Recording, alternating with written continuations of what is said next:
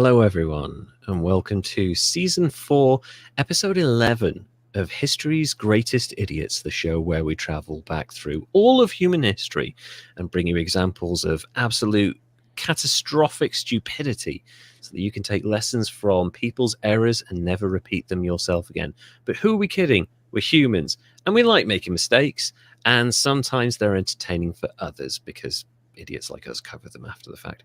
Joining me as ever is my amazing co-host Derek. Derek, how are you doing, my man? I'm doing pretty good. Yeah, long weekend over here. We've got long weekend over here too. Oh yeah? Yeah, we got a bank holiday on Monday. Hey, us too. Oh, it's so good, isn't it? Like I had this thing where I was like, I've got to go into work. Oh, my wife's away at the moment, so I was like, I've got to go into work, and I've still got to get up, and I've got to do all the chores that she would normally do. And then I was like, hold on, is it a bank holiday? And I messaged her, and she was like, yeah, you can put your feet up. I was like, fucking thank God. Yes. Relax. Yep. Yeah. You know, what's the deal over there with you guys? Is it just like is it a special day or something? It's Memorial Day over here. Memorial Day, right? I believe. Okay. Yes. Ours is the 2nd May bank holiday. It's nothing special. So, probably something. There'll be something in the liturgical calendar that I don't know about. That's probably the reason why we've got this holiday, but fuck it, religion, I don't care.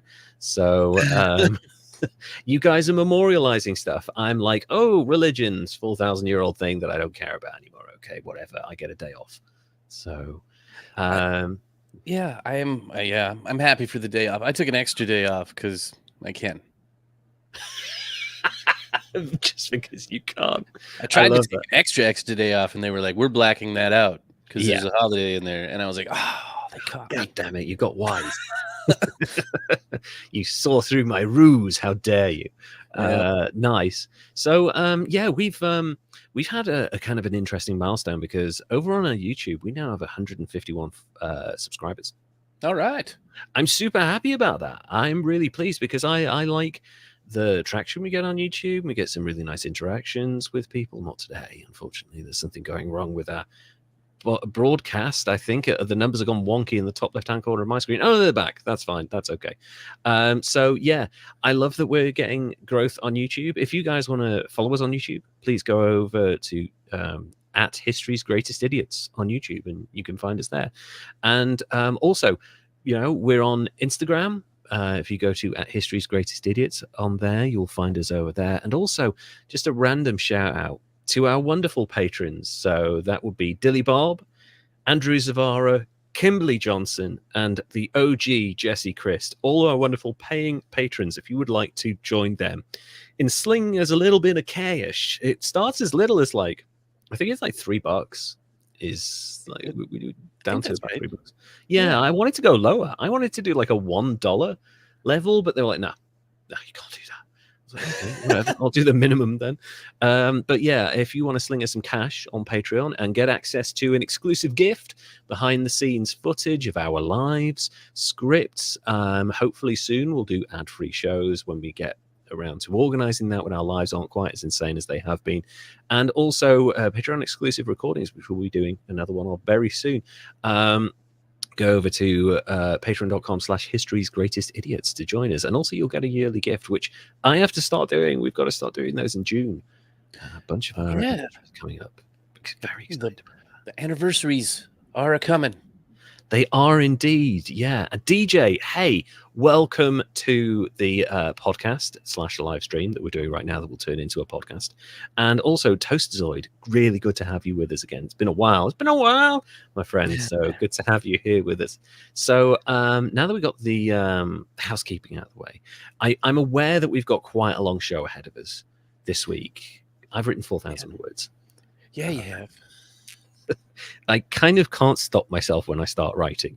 I turn into Stephen King. It might not make sense, a lot like Stephen King, but it'll be interesting in parts. So, yeah.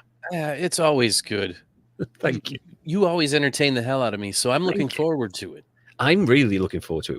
We've gone really old with this one, like hundreds of years ago. Oh, it's nice. Yeah. So little modern, little old. Little modern, little old, yeah. Not super modern, but modern age, I guess. And depending on who this is, because you haven't told me, but you've hinted, Yeah. He'll be one of the pillars of the modern age. So You'll know him. people will know him, I'm sure. So, Derek, who's the idiot that you have this week then? Well, I believe he's the 16th most influential person in the 20th century America. Wow. I believe that's something that I looked up, and I keep finding out that I either wasn't paying attention when I was younger, or I wasn't digging deep enough when I was learning history, or nobody was talking about the full history of some of the people that were these great figures when I Yeah. was growing up. That happens a lot. you know? Yeah. Like the stuff about Errol Flynn. I didn't know half of that. Fucking slave driver. Literally. Pirate. Slave driver, and like fan of like a lot of drugs. So Oh, yeah. never saw that coming. Anyway, so tell us about this person. Yeah, so I want to talk about this American industrialist, inventor, and super asshole union busting anti-Semite Henry Ford. Well done, Toasterzoid, for guessing that in the chat. And also, I had like, you told me, you were like, it's an anti-Semitic industrialist. I was like, oh, that really narrows it down. Yeah. There's a few of them, but there's one in particular that is now quite famous for that, but wasn't like when I was growing up either. You know? No, he's like the assembly line man. Yeah. He's the man that brought us the car here. Yeah. You know, He modernized, he revolutionized transport in the world, really. You know, but he was also not a nice dude at all, really. No, So- and yeah, there's also Jeff. We don't talk about Jeff, not Jeff Bezos, the other Jeff. I don't know who the other Jeff. My name of Jeff. Tell me who the name of Jeff is. If you could put that in the chat, please, Toast. Yeah. We'll talk about Jeff. We'll talk about Jeff next. Oh, okay. Or maybe we won't. Maybe we won't. Maybe a different Jeff. Anyway. Anyway, so Henry was born on July 30th, 1863, on a farm in Springwells Township, Michigan, to William and Mary Ford. He was the oldest of 6 children and attended school in a one-room schoolhouse through 8th grade. That's super charming and American Gothic.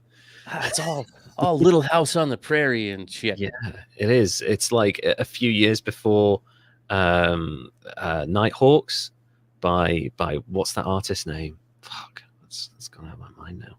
But whenever I think of like an Americana, I think of Nighthawks by Hopper. Hopper is the name of the artist, I think. Yeah, just very American. A one-room schoolhouse. Totally would have been made out of wood. Probably hot as hell in the summer. Yeah. Stinky, dusty. Yeah.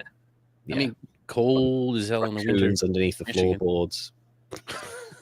By the age of 12, he started equipping his own machinist shop and started an interest in mechanics. Right, okay. In 1875, he said that 2 significant events occurred in his life, and one of those was his father gave him a pocket watch, and the other was witnessing the operation of the Nichols and Shepard road engine. Okay, cool. So he's a bit of a gearhead, this guy. Oh, totally. Yeah. He's into anything mechanical, really. Cool. Yeah, I like that for him. In 1876, his mother died, and he was like totally crushed. Sure. His father was really at that time starting to push for him to take over the family farm, but Henry wasn't about the farm life, despite absolutely hating cities and urbanization and being all about that rural farm life. Sure. He wrote, "I never had any particular love for the farm. It was the mother on the farm I loved." Oh, that's sweet. So yeah, he hated farm work and didn't want to have anything to do with the farm. He wanted to work on mechanical stuff. And so at the age of 15, he started dismantling and reassembling timepieces, starting with that pocket watch from his dad. It's Dr. Manhattan. That's cool. He started working on them for his friends and some neighbors and gained him a reputation as a bit of a watch repairman around town. That's useful. That's a useful thing to be at that time. There's not a great many people that can repair a watch, even today. But like back then, that was like super speciality. Really, at 15 years old, that's when he said, enough with this school shit. I hate this farm. I'm out of here. He drops out of school. He goes to apprentice as a machinist in Detroit. Oh, cool. Of course. Sensible. Yeah. In 1879, he started his apprenticeship at the James F. Flower and Brothers for a little while. Later, he moves on to the Detroit Dry Dock Company. A few years later, in 1882, he returns home to Dearborn to work on the family farm. I'm sure all pissed off and mad. I don't want to fucking be here. God damn it. It's the Jews' fault. No, we didn't say that yet. No. Not yet. Not yet. He was actually really good at working on the Westinghouse portable steam engine at that time, so it helped him out on the farm somehow, and it got him hired at the Westinghouse to service their steam engines. And in 1891, he landed himself a gig as an engineer with the Edison Illuminating Company in Detroit. Man, there's some big names he's working for. Westinghouse, Edison. Wow. Those are the two foremost inventors and engineers of their day. Got his ass back off the farm and back into the rubbing elbows with where he needed to be as an inventor.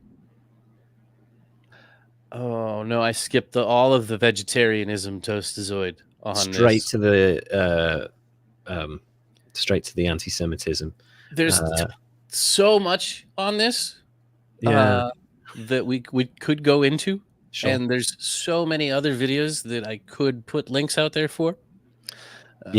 But you guys know how to Google things. Yeah. Also, we don't want to confuse people with an angry vegetarian who also hates Jewish people. Like, suddenly you don't quite know who we're talking about. So where were we? Oh, yeah, 1891. He's got this gig as an engineer with the Edison Illuminating Company in Detroit.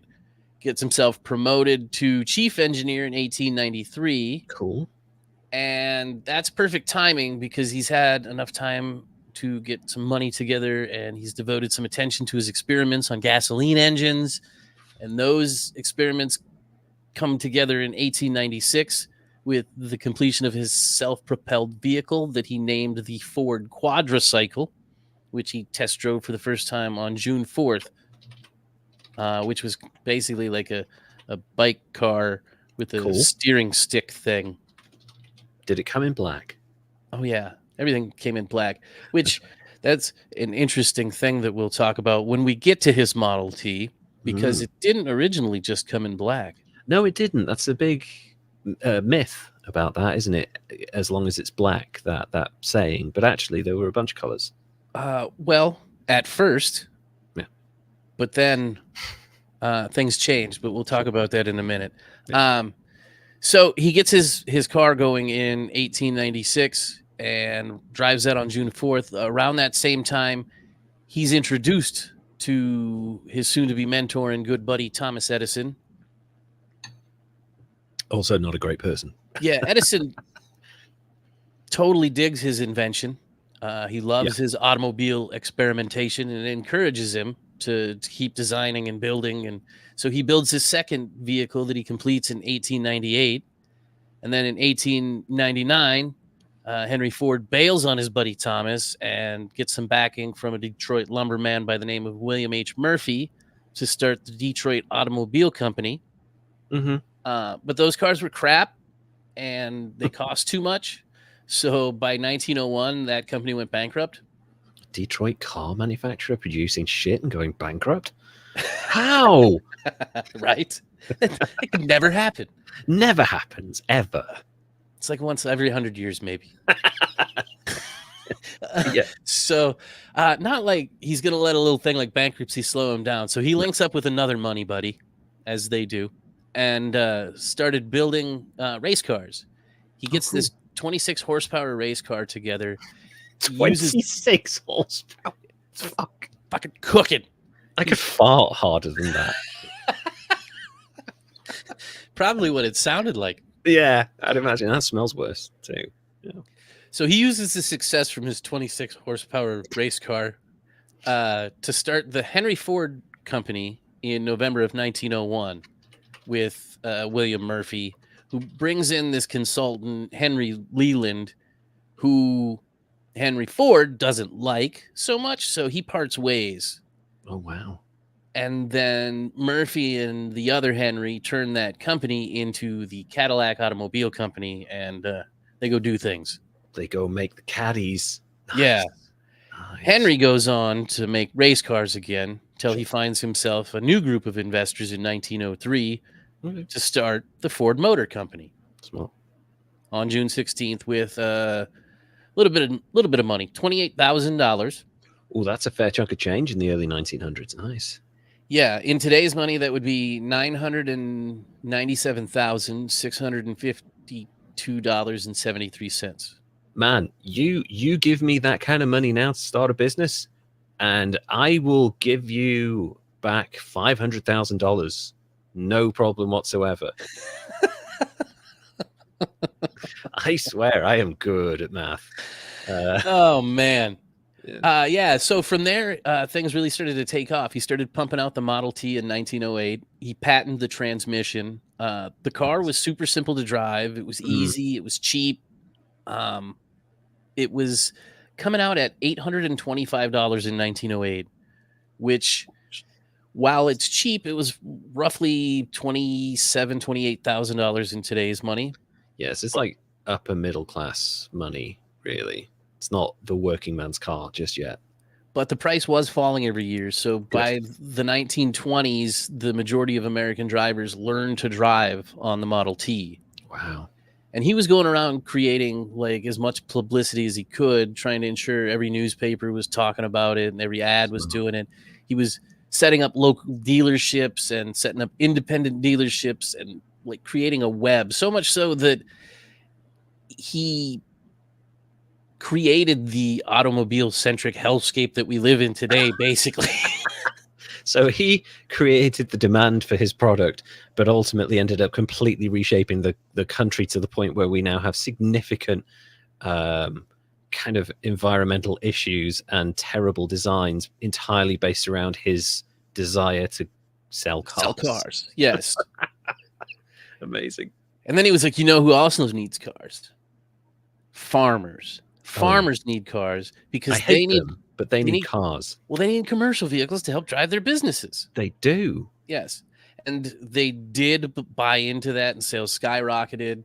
Very good. 1913, they introduced moving assembly belts into his plants, which really started to increase production. And even though he's credited with the idea, there's contemporary sources that come out saying that it was some of his employees, Clarence Avery and Peter Martin and Charles Sorensen and Harold Willis, that invented that and brought those ideas to him, and he just kind of implemented them and took credit for it. Yeah, if anyone who's ever worked in a big company, like I've worked in startups, and that's essentially what we're dealing with here with the Ford Motor Company. He's got some seed money. He's the guy on the ground floor at first, but as time has gone by, he's become so successful. As anyone who has worked in a startup knows, the CEO, the figurehead, the guy at the top, the thought leader, is not the innovator like 2-3 years down the line. They're the person that gets a lot of attention and a lot of credit, but the ideas come from middle managers and people below them. That's where the real innovation comes from, ultimately. So yeah. I'm not surprised by that whatsoever. He's taking credit for other people's shit. He's Stan Lee of cars. Well, the conveyor belt system worked, and sales passed 250,000 cars by 1914. That's a lot. By 1916, the price dropped to $360 for the basic touring car. That's not bad. Sales reached 472,000. By 1918, half of all of the cars in the United States were Model Ts. I am not surprised by that at all. It was like, you look at any stock footage from that era in America, and it is just awash with Model T Fords. It's like its own assembly line. Any city, any road, there's like 50, 60 Model Ts in any one frame of that shot. It's incredible to see that kind of market dominance in today's world when you have a million competitors, you know. For real. Yeah. And this is when all the Model Ts were black. When the assembly line started, they started using black paint because it dried faster and it was cheaper to use. So they didn't have to switch it out. They didn't have to wait for drying times. They didn't have to spend extra money on buying the different paint colors, different vendors, pigments, those things. And he's famously quoted as saying in his autobiography, any customer can have a car painted any color he wants so long as it's black. So, yeah, all the Model Ts were black after 1916 when they started doing the conveyor belt because it was cheaper. I also wonder, and also just say hi, Kimberly. Hi, thanks for joining us, one of our wonderful patrons. And Toastoid, I'm sorry for upsetting you for not respecting Stanley's name. I'm wondering, and also, it was for ease and money saving and blah blah blah and black paint and stuff.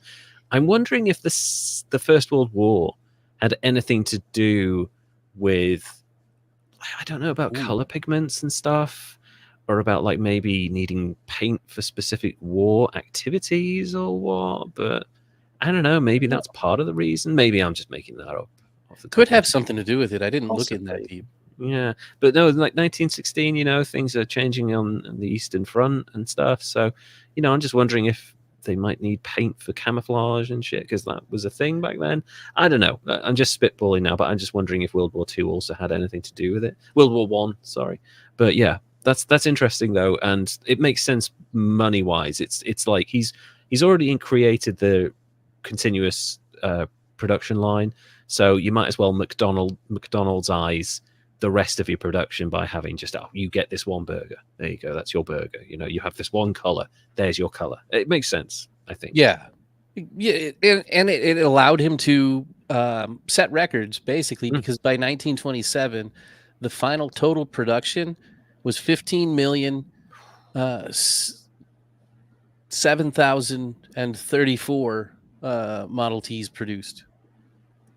So by 1926, the final sales of the Model Ts were falling because of General Motors offering different options and different levels and kind of creating the different models of car, I guess. I know they had the Model T, but they had different levels and luxury brands and stuff available, so it wasn't just cheapest possible only tiered level buying, I guess is what I was looking at. Yeah, he's doing exactly what Apple do now. They've recognized that there are people want their product, but not everyone can afford their product, so you have to produce a range of offerings that people can use as entry points. And the same thing is happening in the electric car market now. There are companies like BYD coming out of China with the Seagull. If you get a chance to look up the BYD Seagull, I recommend you do. It is a super compact car that costs $10,000 and it has a range of 280 miles. And that's all I needed to hear. I'm like, fucking bring it to me right now.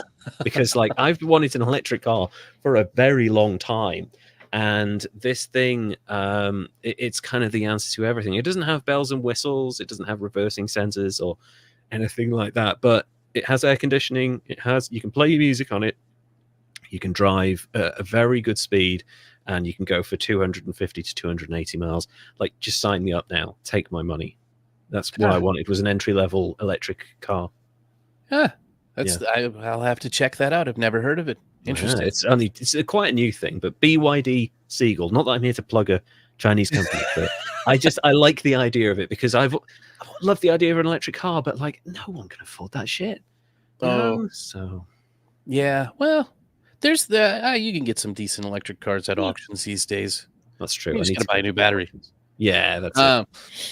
So Henry was going into the new model business, and he pursued the project with a whole bunch of interest in the design of the engine and the chassis, but he wanted to leave the body design to his son, and he thought of himself as an engineering genius, but he didn't have any formal training, and he couldn't really even read the blueprints. So other people designed the Model A. I mean, he might be a mechanical genius by the fact that he is self-taught and he just sort of visualizes it because he can't read the instructions and he just sort of sees it in his mind. But that's different from being an engineering genius, because with that you're talking about there's like mathematics involved in that. There's like calculus and stuff, and that's a different thing entirely. But definitely from a mechanical standpoint, he is a genius. I don't think there's any doubt about that. And a prick, but also a genius. And that brings us to the darker side of things that you might not know, or maybe you did if you've been paying attention recently.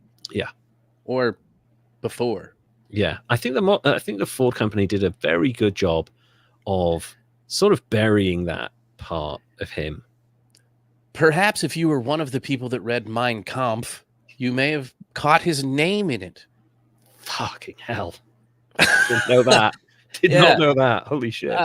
Yeah, I didn't know that either. Never read it. So, things you find out. Anyway, so Henry Ford was a lot more than just a transportation and manufacturing guy. He had like super toxic beliefs that he actively spread, which I didn't know.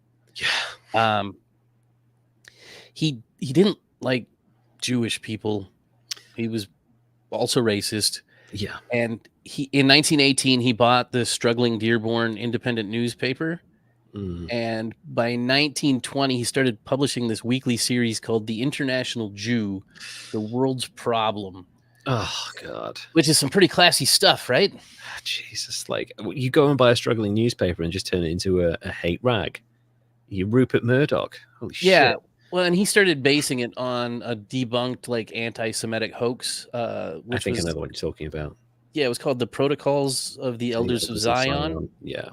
Which it's like based on the whole Jewish conspiracy of power and money and taking over the world. And they supposedly had a meeting, and it's all just some arsehole's like fictitious account.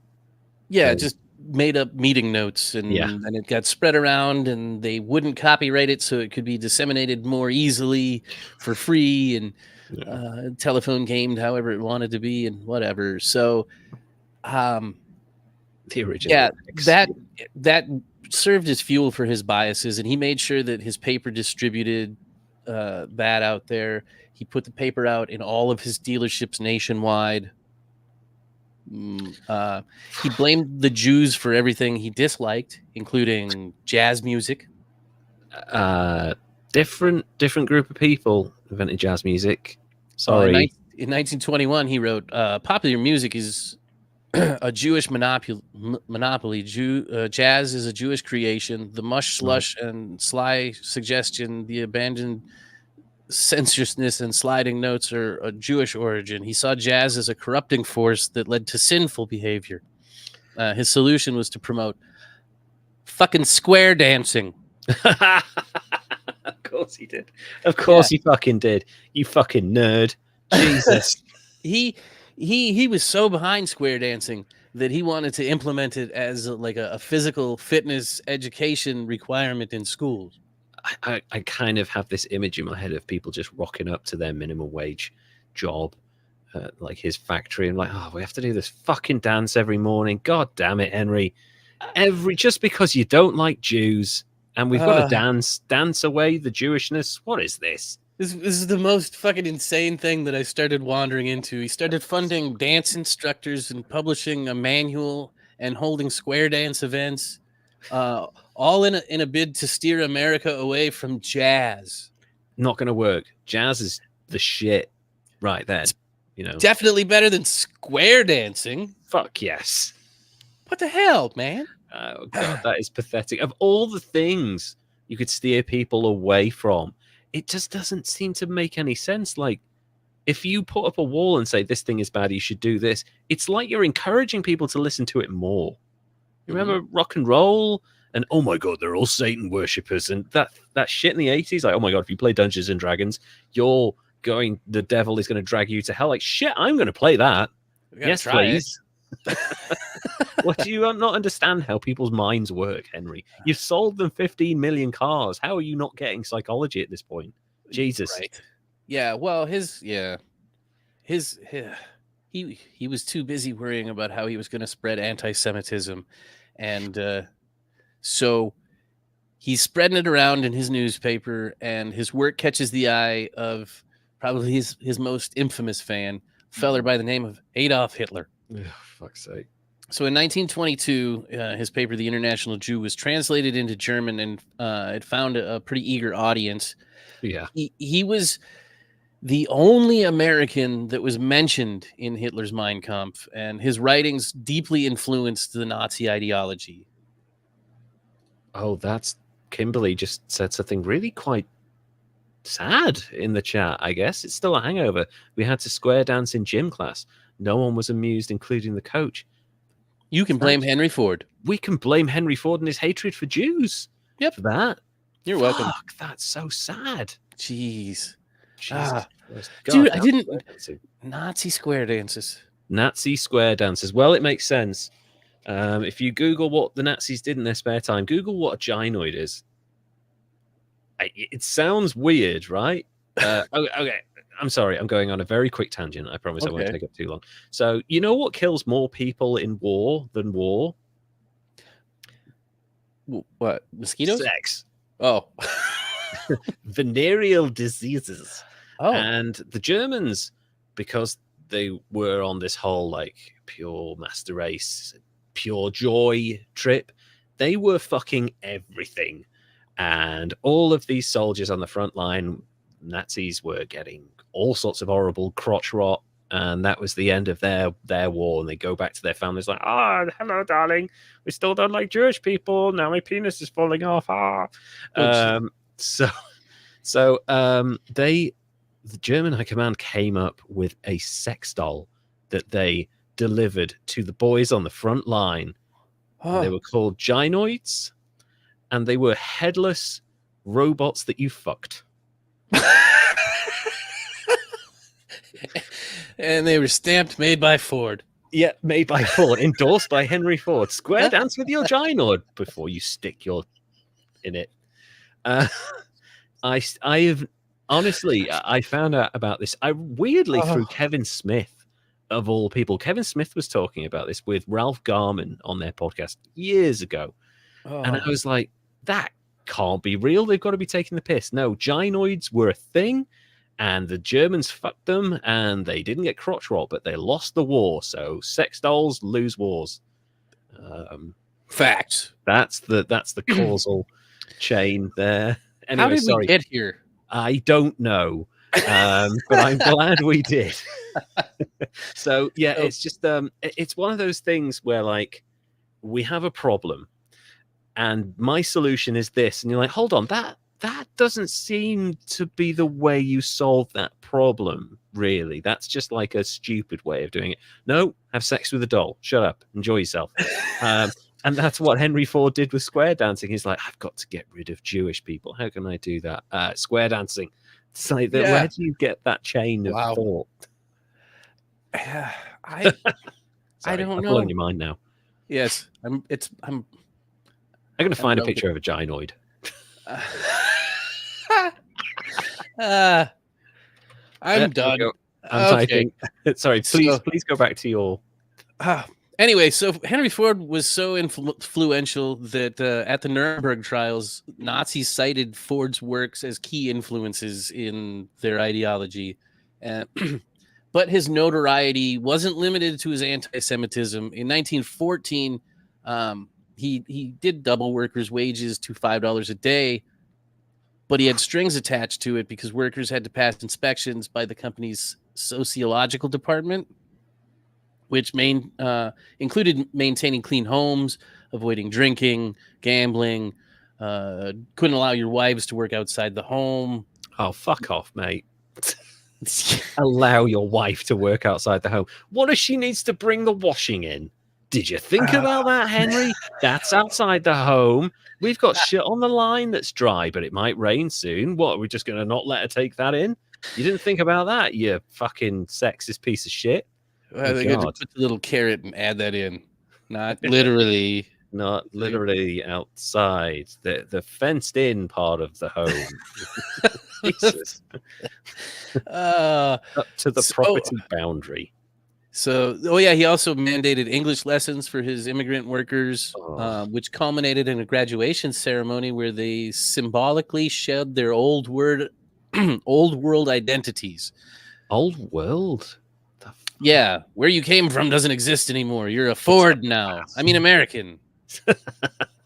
You're Nazi. mine. I mean, American. Yeah. So his labor practices were pretty draconian. And Sure. during the Great Depression, he really started to hate unions.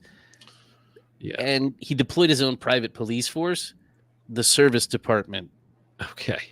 Yeah. All right, Henry. Mechanics. They violently suppressed the labor movements, which culminated in some pretty infamous battles, which was like the Battle of Overpass in 1937, where the union organizers were pretty much brutally beaten by Ford's service department. That's fucking terrible. And Jesus. then, despite his opposition, he eventually conceded to the union demands in 1941. But his legacy took another hit with his involvement with the Nazi regime. Yeah. Because documents found that his subsidiary was producing war materials for the Nazis until 1942. Jesus, until 1942. Yeah, even though he was resisting aiding the Allies' war effort because he believed we didn't need to be involved. Right, but you'll help the Nazis, right? Yeah, well, he was a pacifist. Of course he was.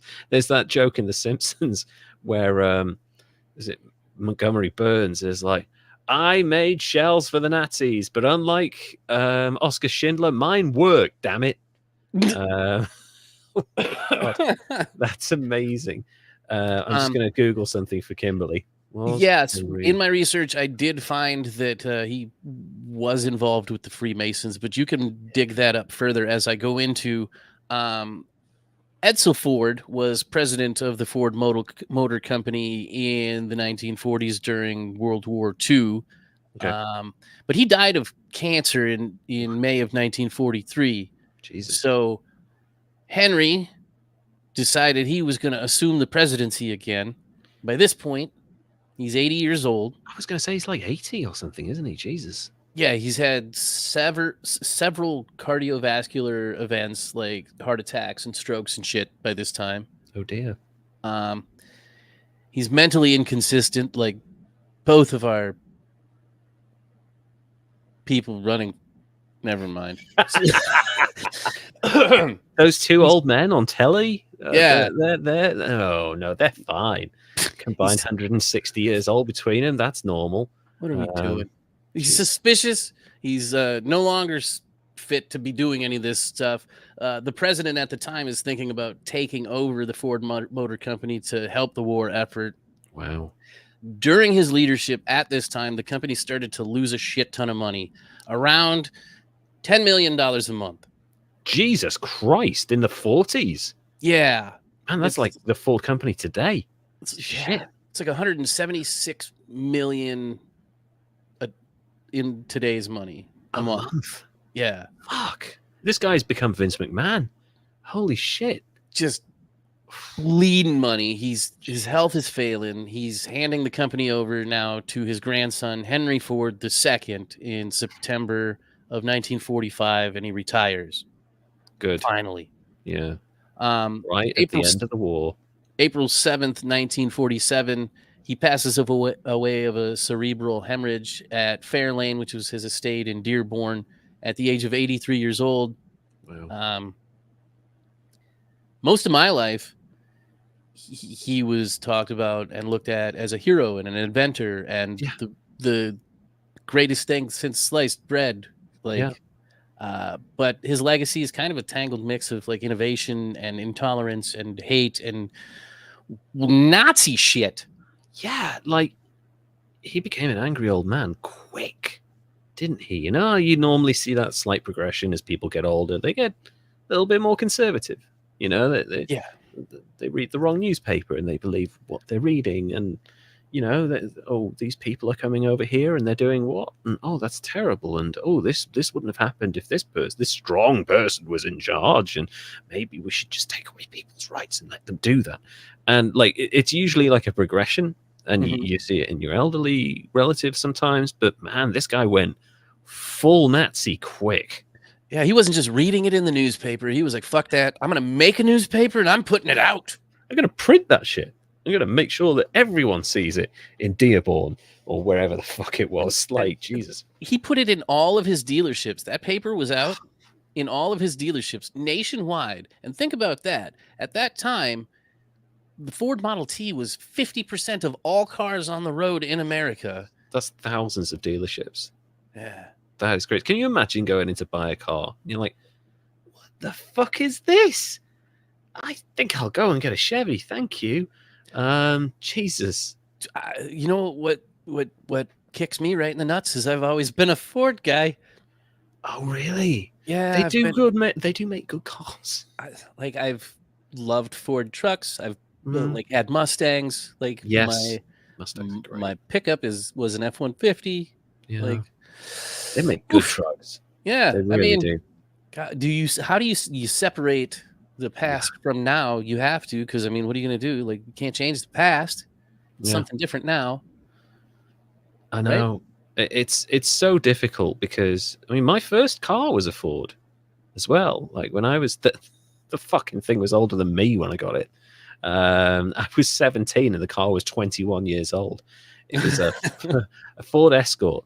It had 4 gears in reverse, and to put it in reverse, you had to press it down and move it like behind first gear. Like it was fucking old. It had a choke, so you had to pull the choke right out. And I'm like, on a cold winter's day, I'd pull it right out, and I'd have to sit in that fucking car for 10 minutes in the pissing cold before we headed off, because I'm like, I need to let this car get warm. It's old. Like you get on a fucking and those old lawnmowers and shit. Anyway, I loved that car. It didn't do more than 60 miles an hour, but I didn't need more than 60 miles an hour. I was a kid. You know, I had a car I could get from A to B. I filled the tank up on £5.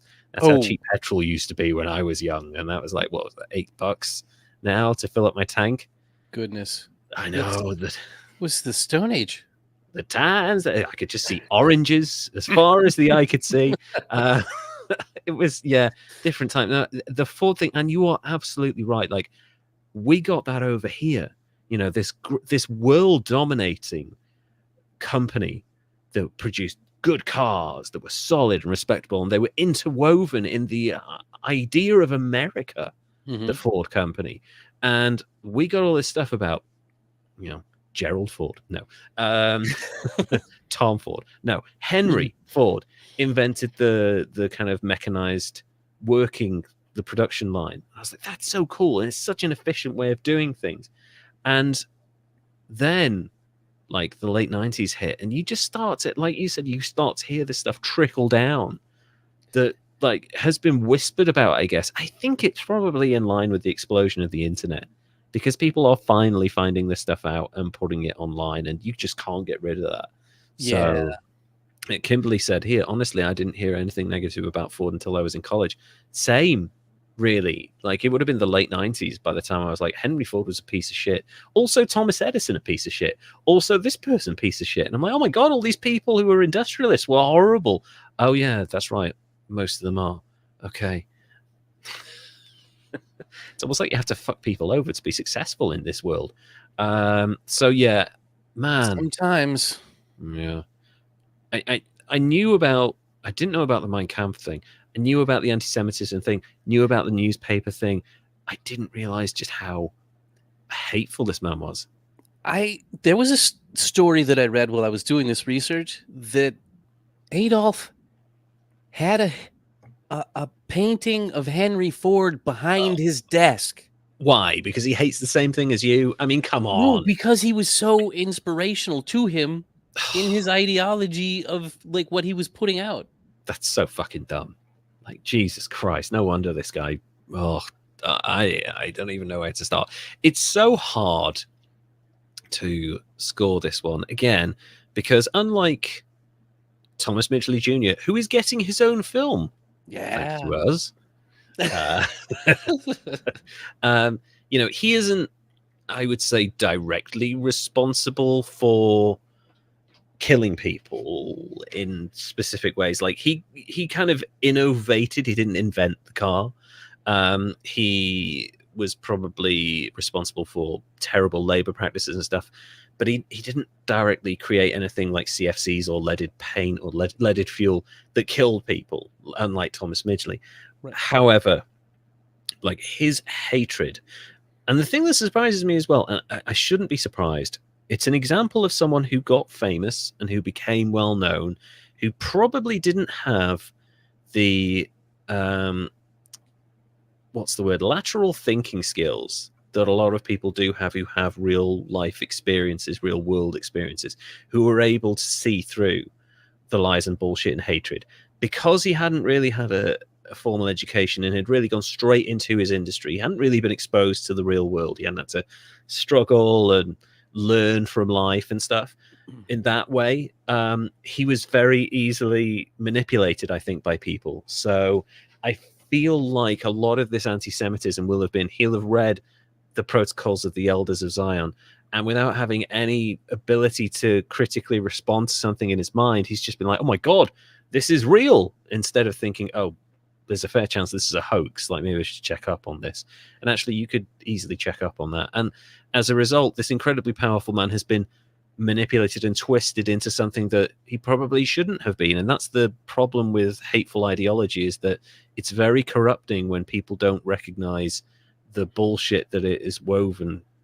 You know, it starts with a grain of truth and then weaves this fantastical story of lies. So Henry Ford, I'm going to have to give him a 91. Oh, yeah, I'll take that. I think that's fair, because helping the Nazis but not helping your own damn country. Like, what the fuck is wrong with you? War sucks, but yeah, come on, man.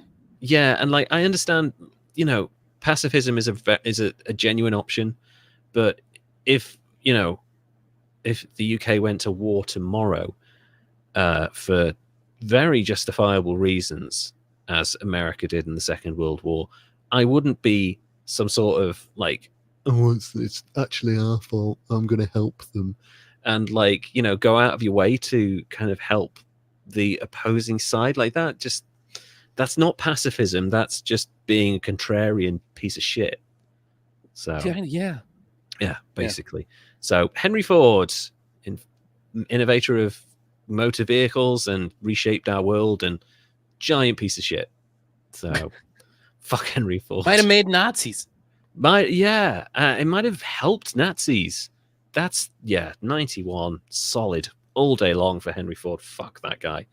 And it's interesting, actually, the part you said at the end there, where you talked about Henry's declining, I guess, ability to work in business, and possibly even his declining mental state, because that's going to be a big part of the person I'm going to cover now.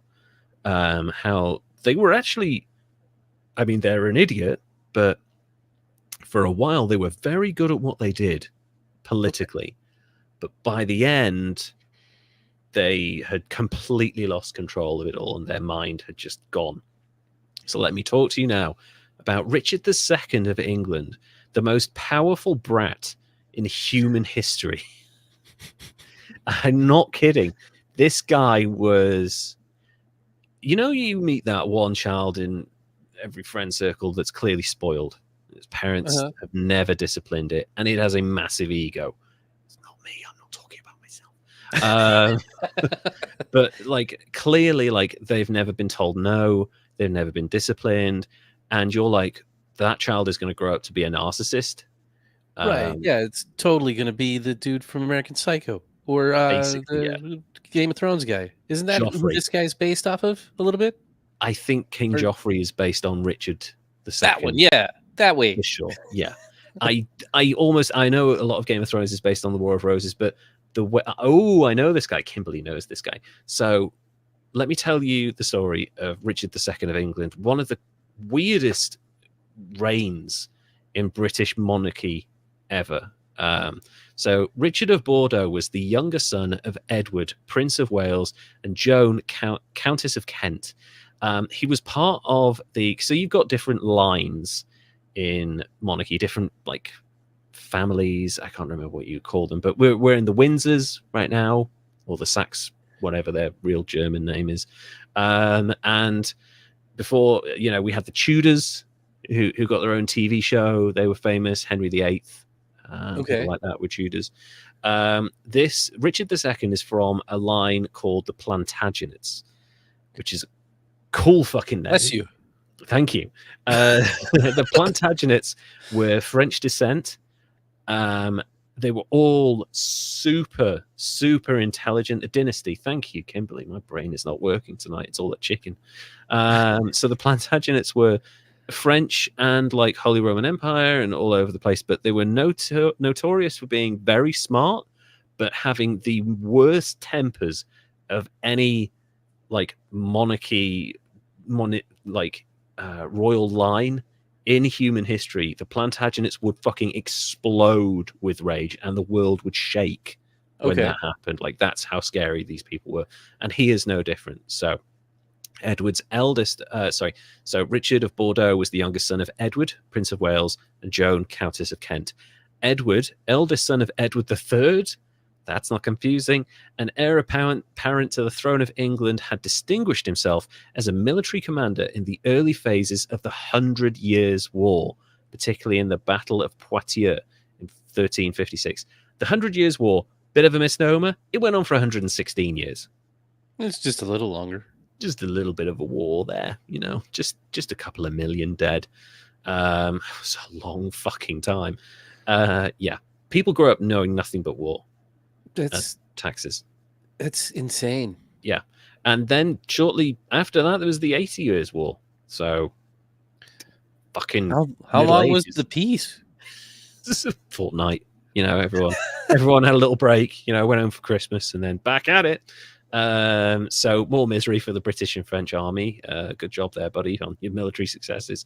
After further military adventures, however, he contracted dysentery in Spain in 1370. He never fully recovered and had to return to England the next year. No better way for a decorated military leader to go back home than because he can't stop shitting his pants.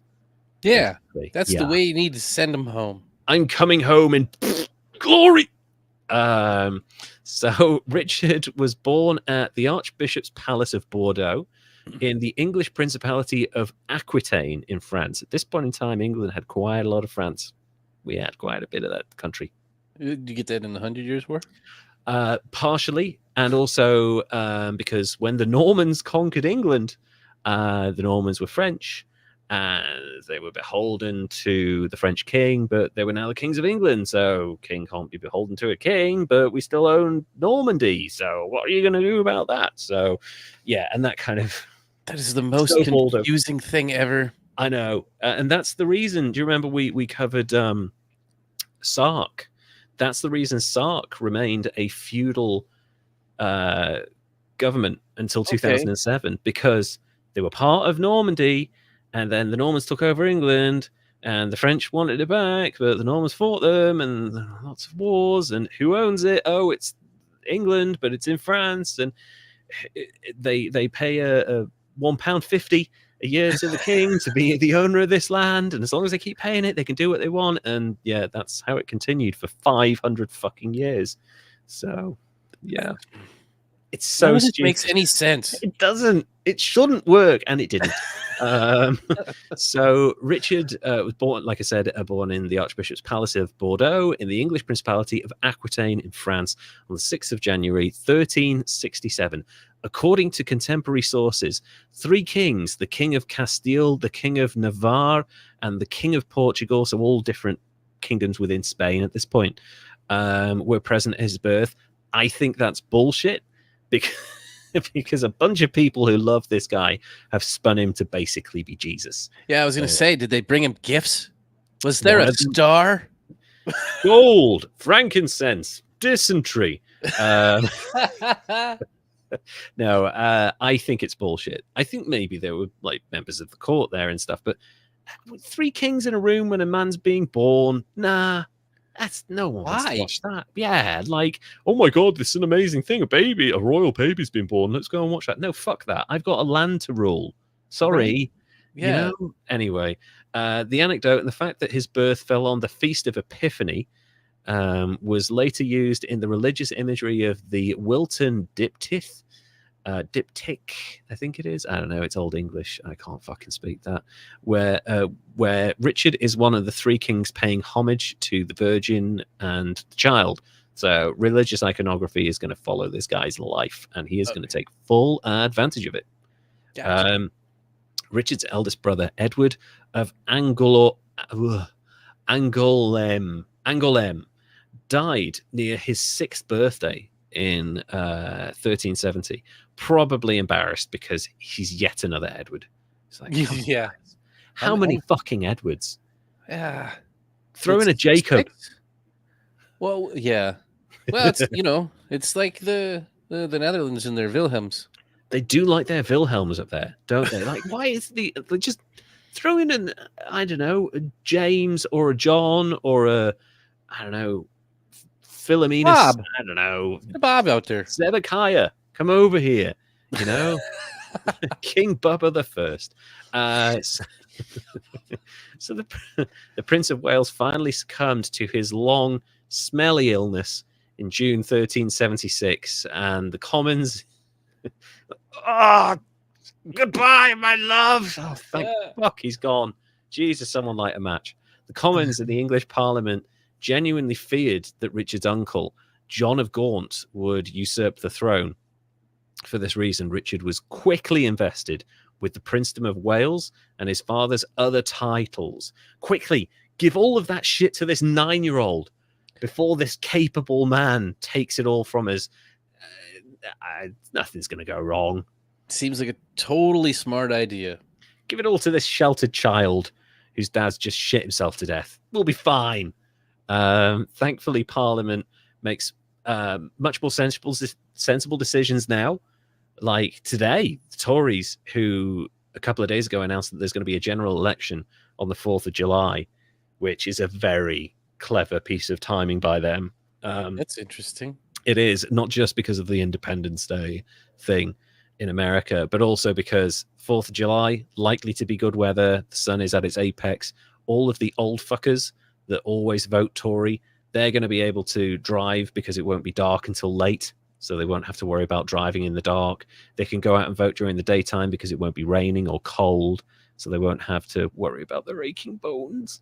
And that's why they've set the date for the 4th of July, so they can maximize the amount of racist old people that try and keep them in power. It's not going to work. But Parliament today announced, they were like, if we get re-elected, we are going to reintroduce compulsory national service. Oh, shit. So you all, when you turn 18, you all have to join the army and spend a year in the army. And everyone from that generation has gone, fuck that. We are definitely not voting for you. What are you thinking? Yeah, that doesn't have anything to do with yeah, never mind. I'm not going to the Russian thing. Maybe. Yeah, probably. And also the fact that I think Joe Biden said recently that we don't have such a great army. He's right, because the Tories have cut funding to the army year on year. But also, there's a whole other thing to this. The army is full of people that love their country, and the Tories are probably hoping that if they send a bunch of young people into the army, some of them might become Tories. It's not going to work. So people generally don't go, oh, you forced me to do something, I love you. Yeah, I like your ideology now. Thank you for this terrible haircut. On the 21st of June, 1377, Richard's grandfather, King Edward III, who was for some years frail and decrepit, I love reading articles like this because they use such ridiculous flowery English, died after a 50-year reign. That's impressive back then in the Middle Ages. Yeah, I didn't know. This guy lived through the plague. And he lived 50 years and through the plague. Yeah, well, he was actually in his late 70s when he died. Holy crap, that guy's ancient. He is he's like lived 3 times longer than he should have done at this point. That is crazy. Witch. Yeah, this motherfucker is like an extra supernatural being. I swear to God. Anyway, so as a result of this, 10-year-old Richard succeeded to the throne. The crown, this is kind of sad and foreshadowing as well. The crown didn't even fit his fucking head. Oh, he just bucketed right over it on. Fucking, oh, I've got a new collar. So he was crowned on the 16th of July at Westminster Abbey. Again, fears of John Gaunt's ambitions influenced political decisions, and a regency led by the king's uncles was avoided. Instead, the king was nominally to exercise kingship with the help of a series of continual councillors, from which Gaunt was excluded. So basically, a tiny little idiot child figurehead and a bunch of experienced and definitely not manipulative men making the rules. Yeah. Like Nancy Reagan all over again. Nobody's puppeting this. No, this child who just wants to play ball in a cup. You know, that's all he wanted. Chase the stick, like that. All those cool games that the kids were into in the Middle Ages. Poke the beggar. Gaunt, together with his that was a game. Gaunt, together with his younger brother Thomas of Woodstock, nice. Earl of Buckingham, yeah, wow, yeah, that and guy Jimmy of Hendrix, best. That guy must have had the best tie-dye shirts. They still held great informal influence over the business of government, but the king's councillors and friends, particularly Sir Simon de Burghley and Robert de Vere, 9th Earl of Oxford, increasingly gained control over royal affairs. Just a bunch of French-sounding Norman pricks arguing with each other in a room that stank of BO and dysentery. Sound like mall jewelry stores. It does, doesn't it? And they're probably just as classy. Now let's get to the first major crisis of his reign. Just a tiny little thing called the bubonic plague. Oops. Yeah, that's big influence here. So between 1346 and 1353, so just 7 years, the plague, also known as Black Death, Mortalitas, Pestilence, and the Screaming, Oozing Pukey-Pukes, wiped out almost 60% of Europe's population. Good grief. Yeah, somewhere between 50 and 70 million people at that point in time. The Black Death was the second great natural disaster to strike Europe during the late Middle Ages.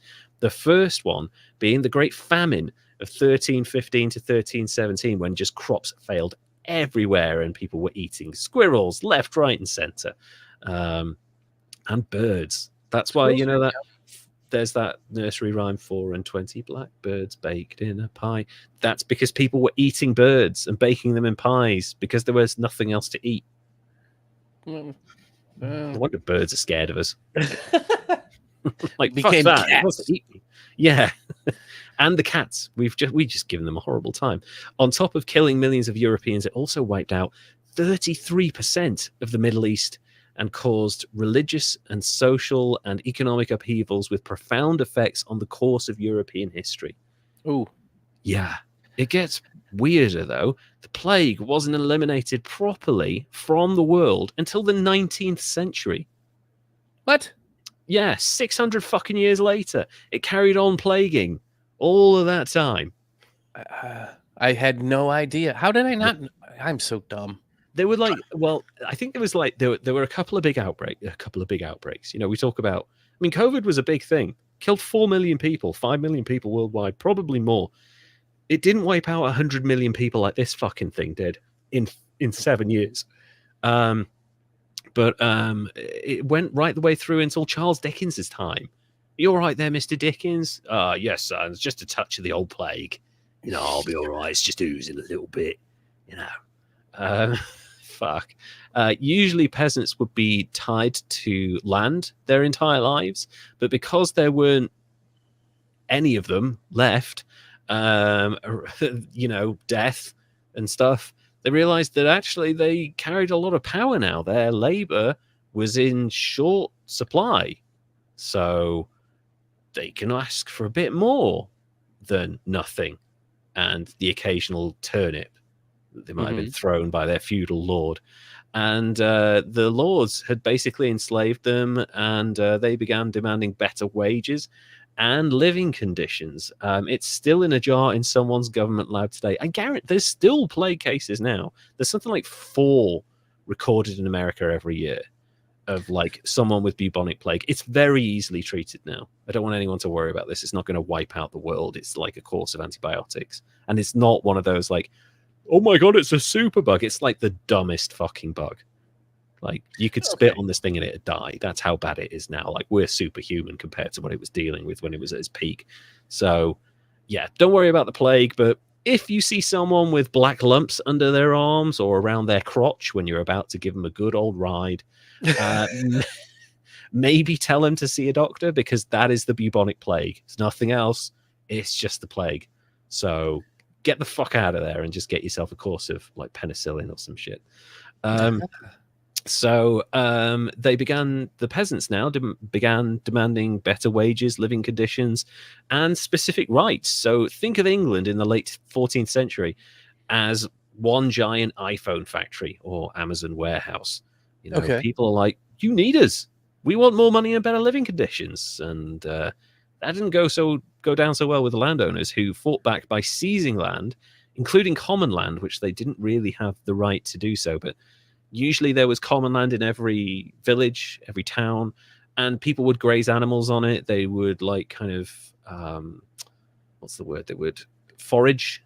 Like berries and mushrooms and truffles. Yeah, truffles, random wild shit that would grow there. And also they would trap animals, rabbits and stuff like that. So, you know, make stews and stuff. And, you know, they would have their own plot on the land that they were working thanks to the feudal law, but it wouldn't be big.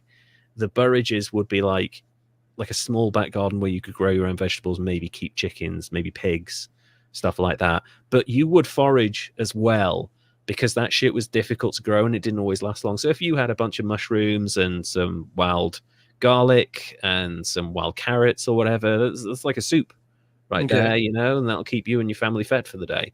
So the landlord started to seize that shit and basically making people's lives miserable and creating a general sense of discontent around the UK.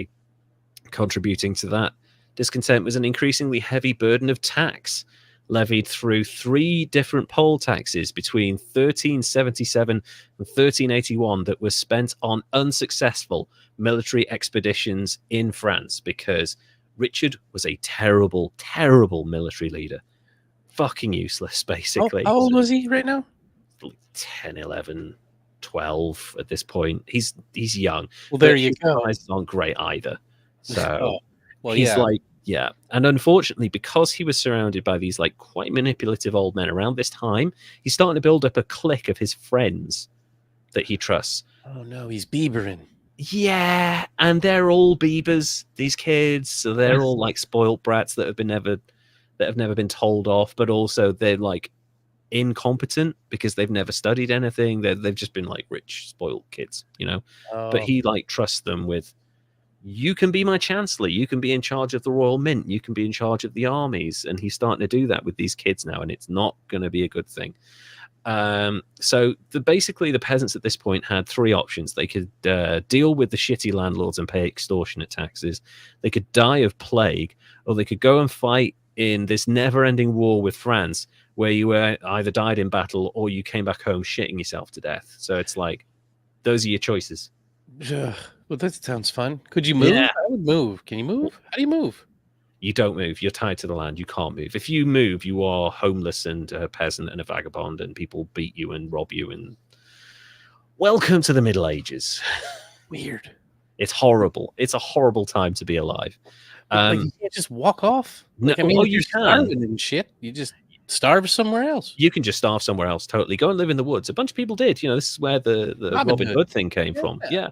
People just went and lived in the forest and lived off wild strawberries and again wild garlic and rabbits and the occasional deer and stuff. But they were considered outlaws because all the forests were owned by the king, and how dare you live in the king's forests? And it's like, well, I don't really have many choices, you know. I either die of the plague under this guy's yoke, or I live free in the forest, you know. So you're saying I'd have been an outlaw? You'd have been an outlaw. I'd have been an outlaw. We'd have all been outlaws. I'm Welsh. I'd have been outlawed straight away because I have the wrong culture. So I'd have been like, you cannot talk your language.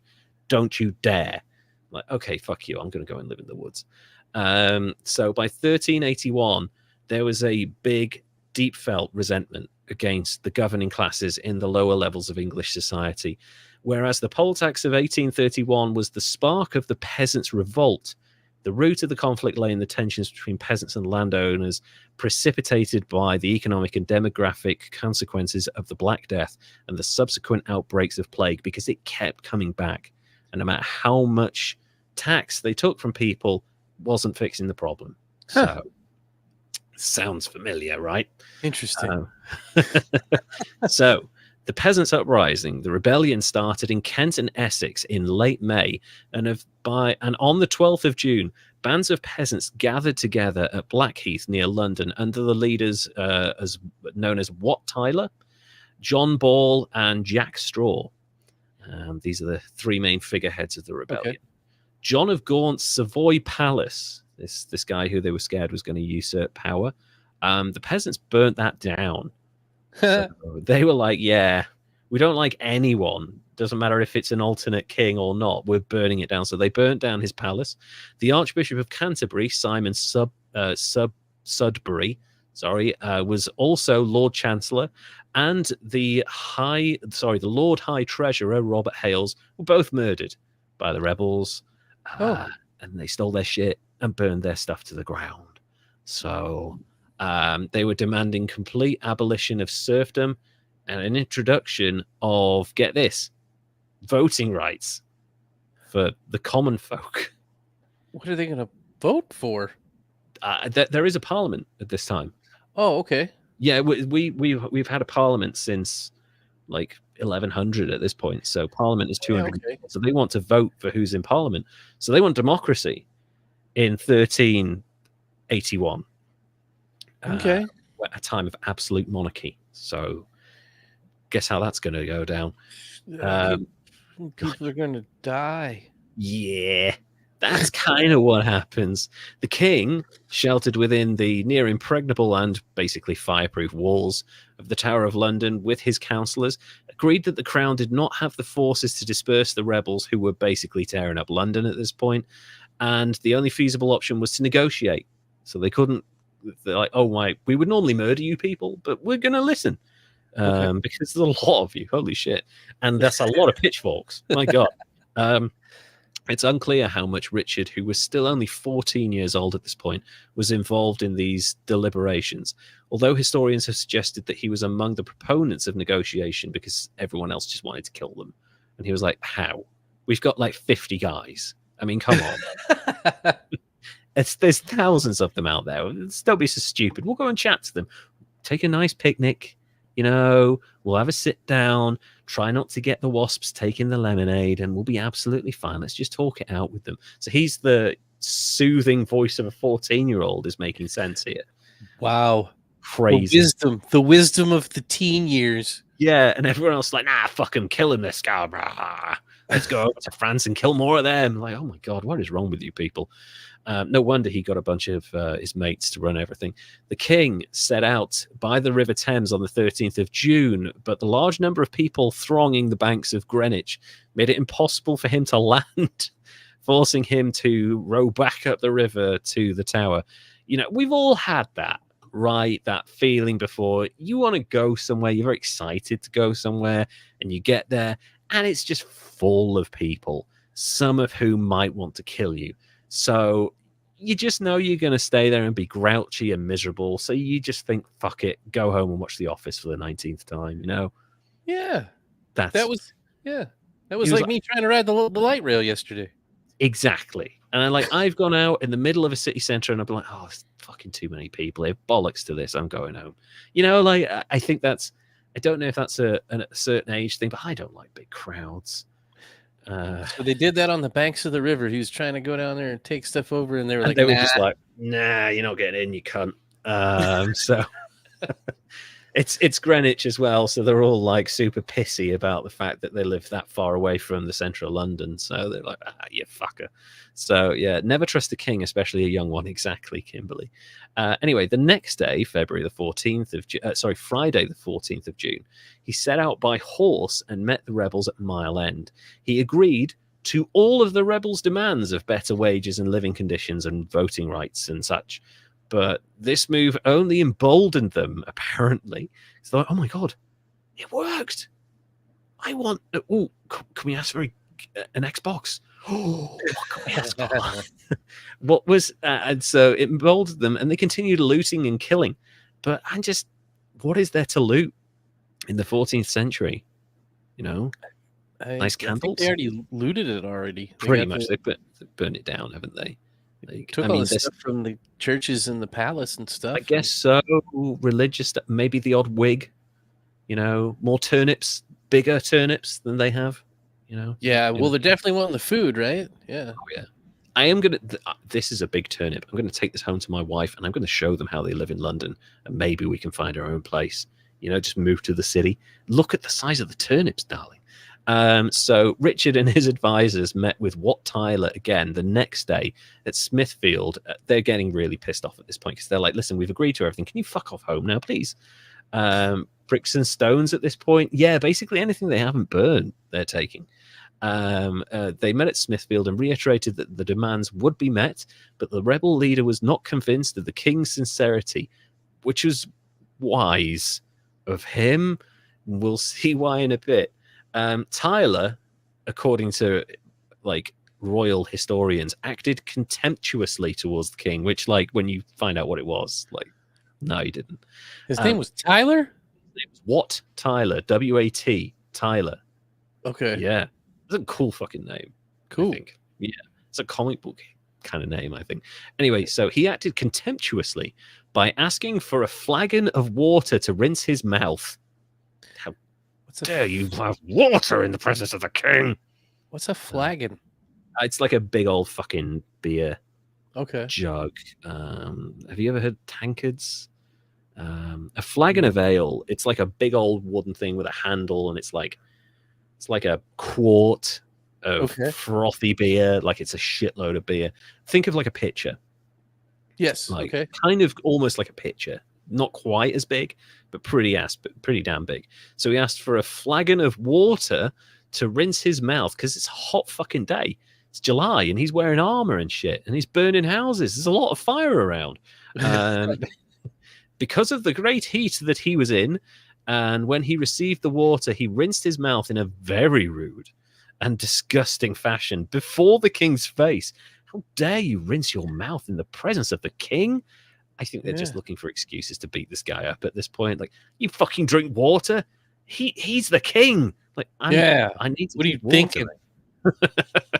So, according to Sir John Newton, a servant of the king, he insulted Wat Tyler by calling him the greatest thief and robber in all of Kent. He's like, well, clearly I'm not. I'm here talking to you. There's a bunch of people back there who are still robbing.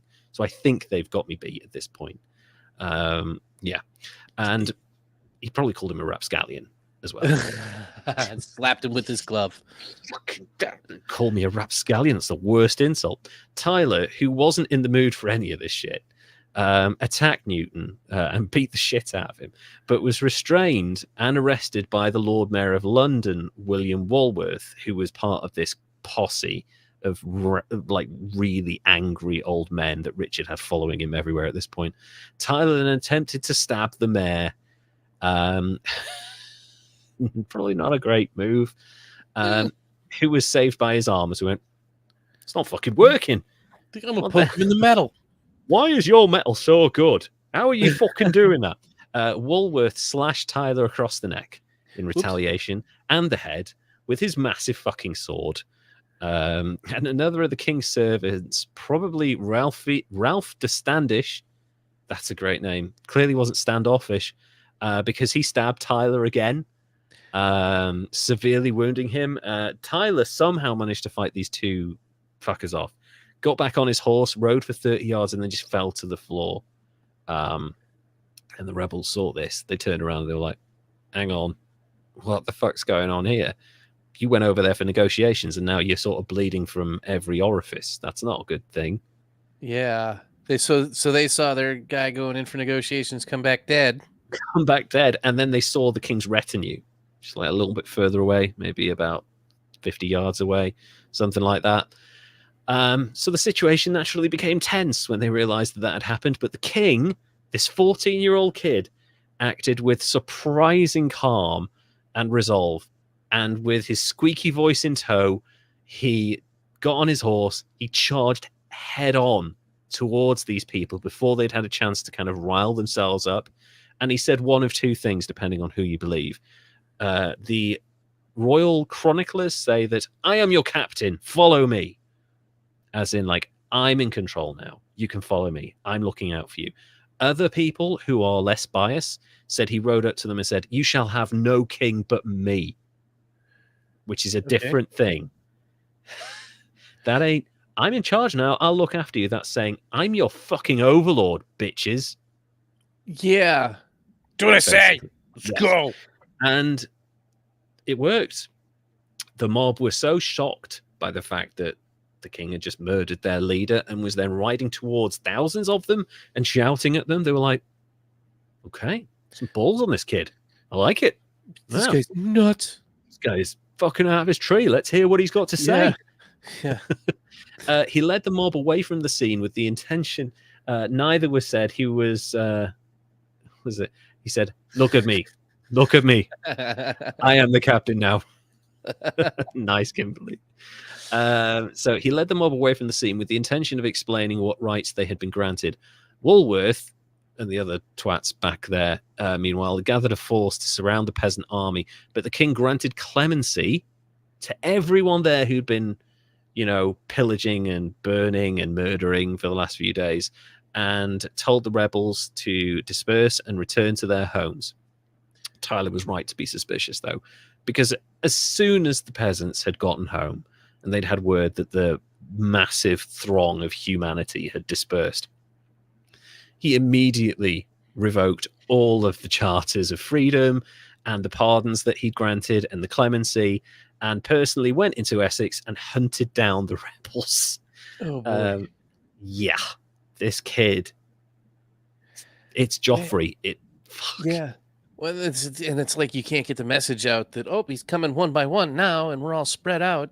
Yeah, exactly. Shit, it was easier when we were close together. It was easy when nobody realized what was actually happening. Now they see us as a threat, and we're kind of fucked. So on the 28th of June at Billericay, he defeated the last rebels in a small skirmish and effectively ended the peasant revolt. In the following days, rebel leaders such as John Ball were hunted down, executed, and had their heads put on spikes all around London because Jesus. That's what I do when I catch scorpions around the house. I put them on toothpicks out front, just cocktail stick, just fucking. Gotta let them know. Did you see what happens? Just to all the other scorpions, you put it on your fence. Did you see what happened to this fucker? You're next if you try it. That's where I learned it from. Is this guy? Yeah, exactly. This 14-year-old little brat. It is likely that the events impressed upon him the dangers of disobedience and threats to royal authority, and helped shape the absolutist attitudes to kingship that would later prove fatal to his reign. Richard decided that to drive home his authority, kings shouldn't just be the biggest, richest nobles in the land. They should be now written in the Constitution as anointed by God. Oh. To really drive home their authority and quell any potential plots against them. Because if you plot against the king, you're no longer plotting against the nobility or the country. You're now plotting against God and Christianity. Yeah, that'll stop you right in your tracks, right there. Exactly. Yeah. And I mean, he was, born with the three kings and the gifts and stuff, Exactly. So. Yeah. And he becomes the first king in history. I mean, there were other leaders that did it in the past, to say that he needs to be referred to as His Highness and His Majesty. Because, that's where that comes from. So when you say Your Majesty or your Royal Highness, that's not, it's like the Olympic rings. People are like, where did those come from? Oh, okay. They've got they were really used by the Nazis. Okay, wow, we're still using that? That's kind of weird. The Majesty and Highness thing, it's taking on a different thing. You now think, I'm just calling them king. At this point, it meant godly and appointed by God. So he is basically saying he is a demigod on this earth. And it got so big in popular culture that the Bishop of Carlisle gives a speech in Shakespeare's play Richard II that goes, "The figure of God's majesty, his captain, steward, deputy elect, anointed, crowned, planted many years, deputy anointed in his sight." He's talking about the king as appointed by God. And then Richard himself in the play goes on to say, "Not all the water in the rough, rude sea can wash the balm off from an anointed king." So he's saying that he's more powerful than the fucking ocean. Wow. Yeah. So Matter, he's saying he stinks so bad that he can't even take a bath in the ocean and get the fish smell off. I am so fucking stinking right now. Dysentery is everywhere. Also, I am oozing. I might have the plague. Yeah. So he's gone mad. Yeah. Basically. He's so powerful. He's like, do not fuck with me. You're fucking with God now. Like, that's Kanye West levels of crazy. Oh, yeah. And he's 15, 16 now? 14. Yeah? 14 still? Yeah. That's kind of power. Problem. No one man should have all that power. He's 14 at this point, and I mean, his ego is bigger than the odds on Jake Paul winning against Mike Tyson at this point. Well, and he's totally convinced himself that it's true, too, at that age. Oh, yeah. Yeah. For and sure. Nobody's saying no. Nobody's saying, Your Majesty, or excuse me, King, you might want to rein it in a little bit. No one's saying that. They're saying, yes, you are anointed by God. You were so regal. You're anointed by God. You must be heavenly. And like, oh, don't say that to a 14-year-old. Jesus Christ. He's becoming very shrewd now and decides to marry Anne of Bohemia, the daughter of King Charles IV, the Holy Roman Emperor, which, despite its power, the Holy Roman Empire, people have pointed out numerous times throughout history, is neither holy nor Roman nor an empire. But it's a big part of Germany and France and Austria and Switzerland and like Poland, and spreads right out and bits of Italy. It's a big old empire at this point, so he's making political allies. He's 15 years old now. It had diplomatic significance in the division of Europe caused by the Western Schism. Bohemia and the Holy Roman Empire were seen as potential allies against the French in the ongoing 100 Years' War. Nonetheless, the marriage was not popular in England, despite great sums of money awarded to the empire. So he sent a shitload of money over to the Holy Roman Empire. The political alliance never resulted in a single military victory. Not one. Oh. Yeah. So spent all that money. Money for nothing. And your chicks for free. And furthermore, the marriage was childless, possibly because Richard might have been gay. We'll get to that in a bit. Yeah, there's the possibility of that. And Anne died from the plague, shocker, in 1394, although she was more of a best friend to the king, and he was completely devastated when she died, because he'd lost his only really trustworthy companion that wasn't after him for his money. Because, like, fuck you, I come from bigger money. You know, Holy Roman Empire money. You're just some backwater Norman guy, you know? I've got real money. Fuck you. Also, do you want to go for dinner? No. So, yeah. He wasn't without companionship, though, as a member of his close circle started to rise through the ranks very quickly in his court. Robert de Vere, Earl of Oxford, emerged as the king's favourite. And that's an actual thing at this point. The king is allowed to have favourites. Richard's close friendship to de Vere was also disagreeable to the political establishment because he's young and he's kind of stupid, as a lot of the king's friends are. But he doesn't trust the older guys now. So he's basically giving jobs to his mates who are now 15, 16, 17. Yeah, you can run the country. You'll be fine. This displeasure... Go on. Old guys almost lost it to the rebellion, so... Yeah, I mean, they did. They weren't very good, were they? They were like, oh, this guy's drinking water in front of our king. Fucking stab him. So, yeah. The displeasure was exacerbated by the Earl's elevation to the new title of Duke of Ireland in 1386. I bet that was popular. The chronicler Thomas Walsingham suggested the relationship between the king and de Vere was of a homosexual nature. But due to a resentment that he had towards the king, however, bunch of other sources, Like, this isn't propaganda by someone that didn't like the king. There's a bunch of other sources that actually did like him that seem to suggest that he was having he would the Mr. de Vere here was the king's mistress or mister or whatever you call it at this time. Yeah. Okay. The king was sort of expected to have mistresses. They weren't necessarily allowed to be gay because it's a sin in the Bible at this point, according to the church and stuff. But he's the king. What are you going to do? He's holy, right? So yeah, he's appointed by God. So can't be wrong then, right? No, exactly. So everyone should start doing it. Tensions came to a head over the approach of the war in France.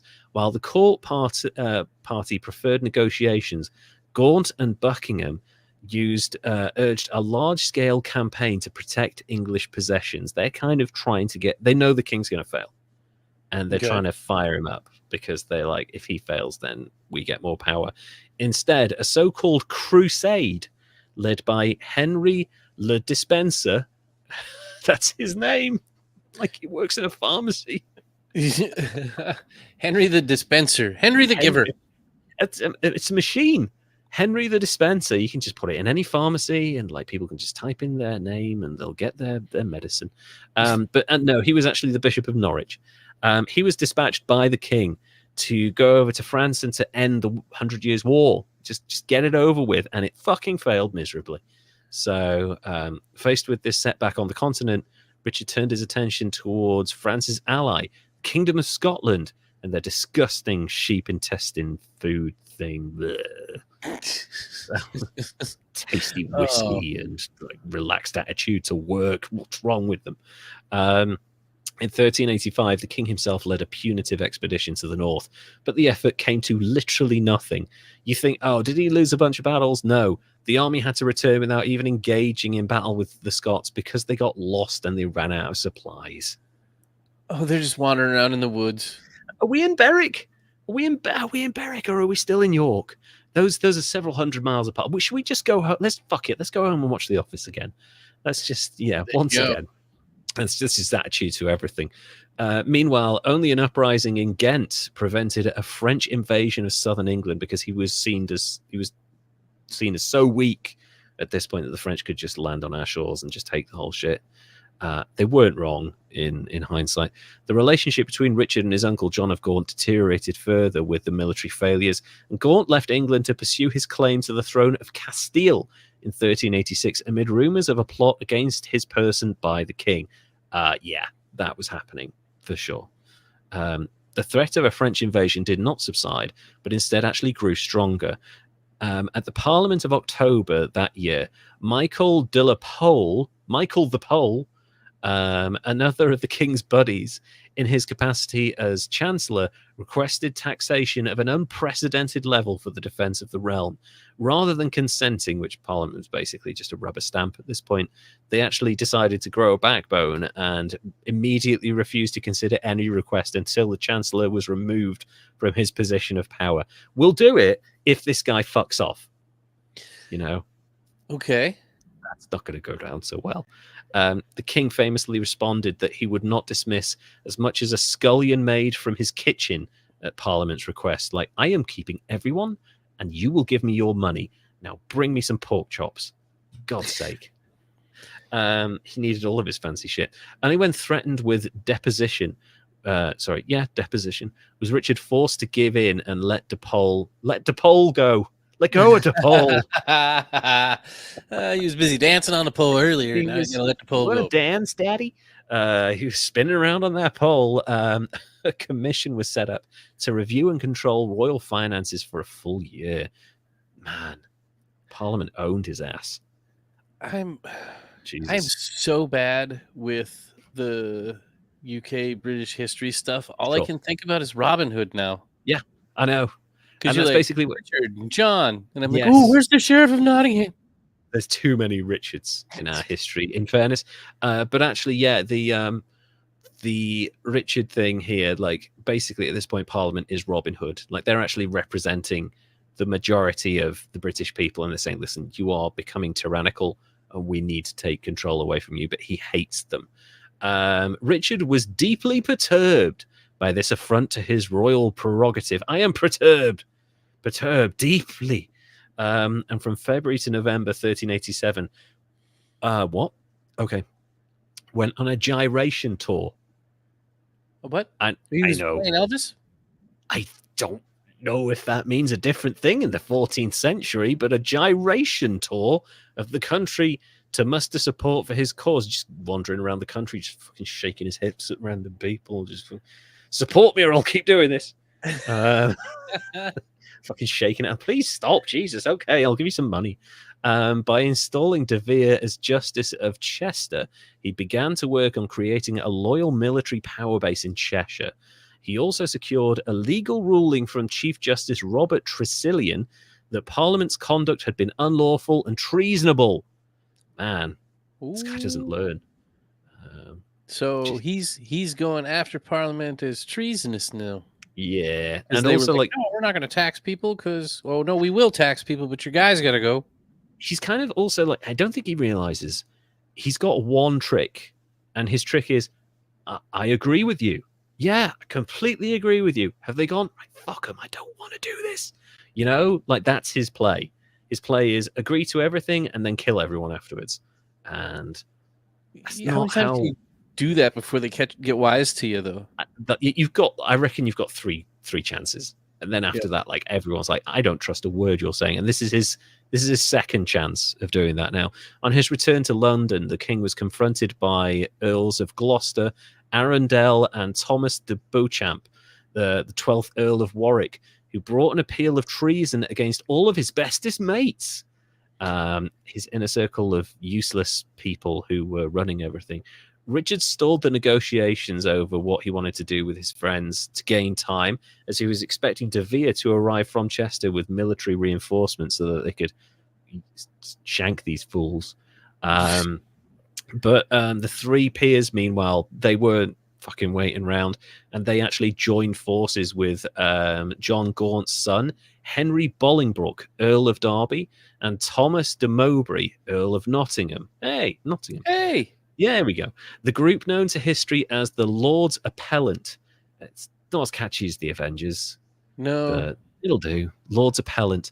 On the 20th of December, 1387, Merry Christmas, they intercepted De Vere at Radcott Bridge, where he and his forces were routed, and he was obliged to flee the country. Merry Christmas. Richard now had no options but to comply with the appellant's demands. Brembury and Tressilian were condemned and executed. Those were his mates. While De Vere, his lover, and the Pole, they were get that Pole out of this fucking country, banish that Pole, who they basically were sentenced to death in absentia, so they ran. Okay. So, yeah, like we'll kill you if you ever come back. The appellants had now succeeded completely in breaking up the circle of favorites around the king. He's pretty much fucked now, right? He's got no one left. Actually, no, because he's kind of a tricky little shit, this guy. Richard gradually re-established royal authority in the months after the deliberations of the Merciless Parliament, like that name. The aggressive foreign policy of the Lords Appellant failed, so they wanted to go back and kick the French, which obviously didn't work. And when their efforts to build a wide anti-French coalition came to nothing, and the north of England fell victim to Scottish incursion, Richard regained a bit of standing, and he was like, okay, everyone calm down. I got this. I'm in my 20s now. You know, he's 21 years old, and he had a more confident claim over the right to govern in his own name without, you know, having favorites or people like chasing him around. Furthermore, John of Gaunt returned to England in 1389 and settled his differences with the king. So the old statesman acted as a moderating influence on English politics, and Richard started giving people rights and actually stuck to, you know, he improved people's lives. Finally. Yeah, he's starting to get it, right? You think maybe it's a real, maybe he's really doing it. He's really doing it. He's not fucking around. He's not just waiting, like, biding his time or anything. 6-7 years later. Richard's a really smart political maneuver at this point. He's like building bridges. He's like, listen, I fucked up in the past, but I was 15. Who doesn't fuck up when they're 15? And actually, who doesn't fuck up when they're 15? Come on. Yeah. Okay. I trust him. I'm not crossing my fingers behind my back. So he claimed that the difficulties of the past years had been due solely to bad counselors, which had all been killed and banished at this point. So his mates were gone. He's like, listen, I'm not listening to them anymore. You were right. They were all pricks, and I was wrong to listen to them.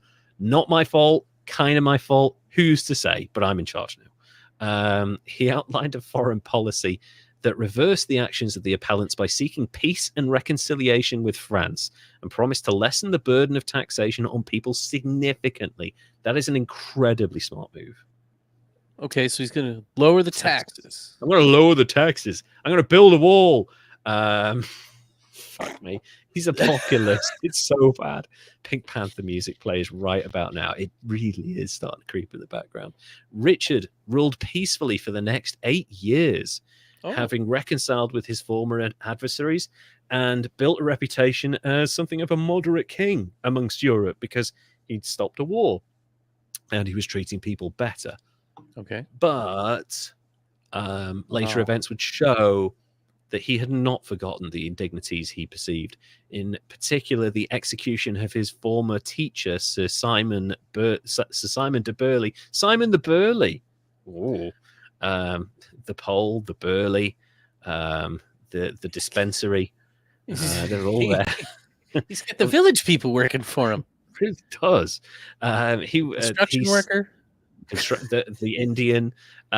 His former teacher, Simon de Burley, was he saw his death as an insult that would not be forgotten ever. He was very, very adamant on revenge for that one. The period that historians refer to as the tyranny of Richard II, began towards the end of the 1390s. The king had Gloucester, Arundel, and Warwick arrested in July 1397. The timing of these arrests and Richard's motivation are not entirely clear, although one chronicle suggests that a plot was being planned against the king. There's absolutely no evidence against this. He probably just used that as a pretext to go in and invade Ukraine. I mean, sorry, arrest these people.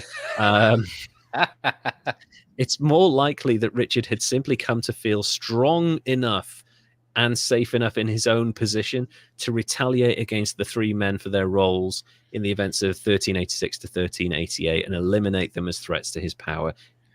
Just very smart and cunning at this point. He's waited all this time, fucking stewing, listening to Radiohead, getting more and more angry. These actions were made possible primarily through the collusion of John de Gaunt, his old enemy. Yeah, his old enemy's helping him rub these guys out or off or whatever. Many different things. He was also helped by a large group of other magnates, many of whom were rewarded with new titles and were disparagingly referred to as Richard's ducati, which I thought you said they're referred to as Richards. Richards. I mean, that would work. The dicks. Ducati, which I think it might be Old English for rats or something like that. Maybe that's it. With the forfeited lands of the convicted appellants, the king could reward these men with lands suited to their new ranks. He's done it again. Promoting all his mates. They're new friends, though, so I don't know. A threat to Richard's authority still existed, however, in the form of the House of Lancaster, represented by John de Gaunt and his son Henry Bolingbroke, Duke of Hereford. Now, but he just helped him. Did he? He just helped him whack all those guys. He helped him whack them off for sure, but.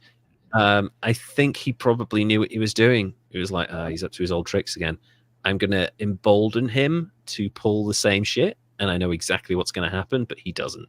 So he's gangster. he's doing a fucking Godfather level maneuvering here. It's really quite clever. The House of Lancaster not only possessed greater wealth than any other family in England, they were of royal descent and as such likely candidates to succeed the childless Richard, who he's only 21, but kings don't live long when they act like this. So not making it to 70 like his pops. no, he ain't. Discord, well, his grandfather, actually, because his dad shot himself to death, remember? That's He right. didn't live long at all. He was dying on the toilet. Discord broke out, like I will. Discord broke out in the inner circles of court in December 1397 when Bolingbroke and Mowbray became embroiled in a quarrel. According to Bolingbroke, Mowbray had claimed that the two, as former Lords Appellant, were next in line for royal retribution. That's a fucking threat right there. Mowbray vehemently denied these charges as such a claim would have been treason. That's true. That's fair. A parliamentary committee, in its wisdom, decided that the two should settle the matter by battle. Topless, in jello. Not really.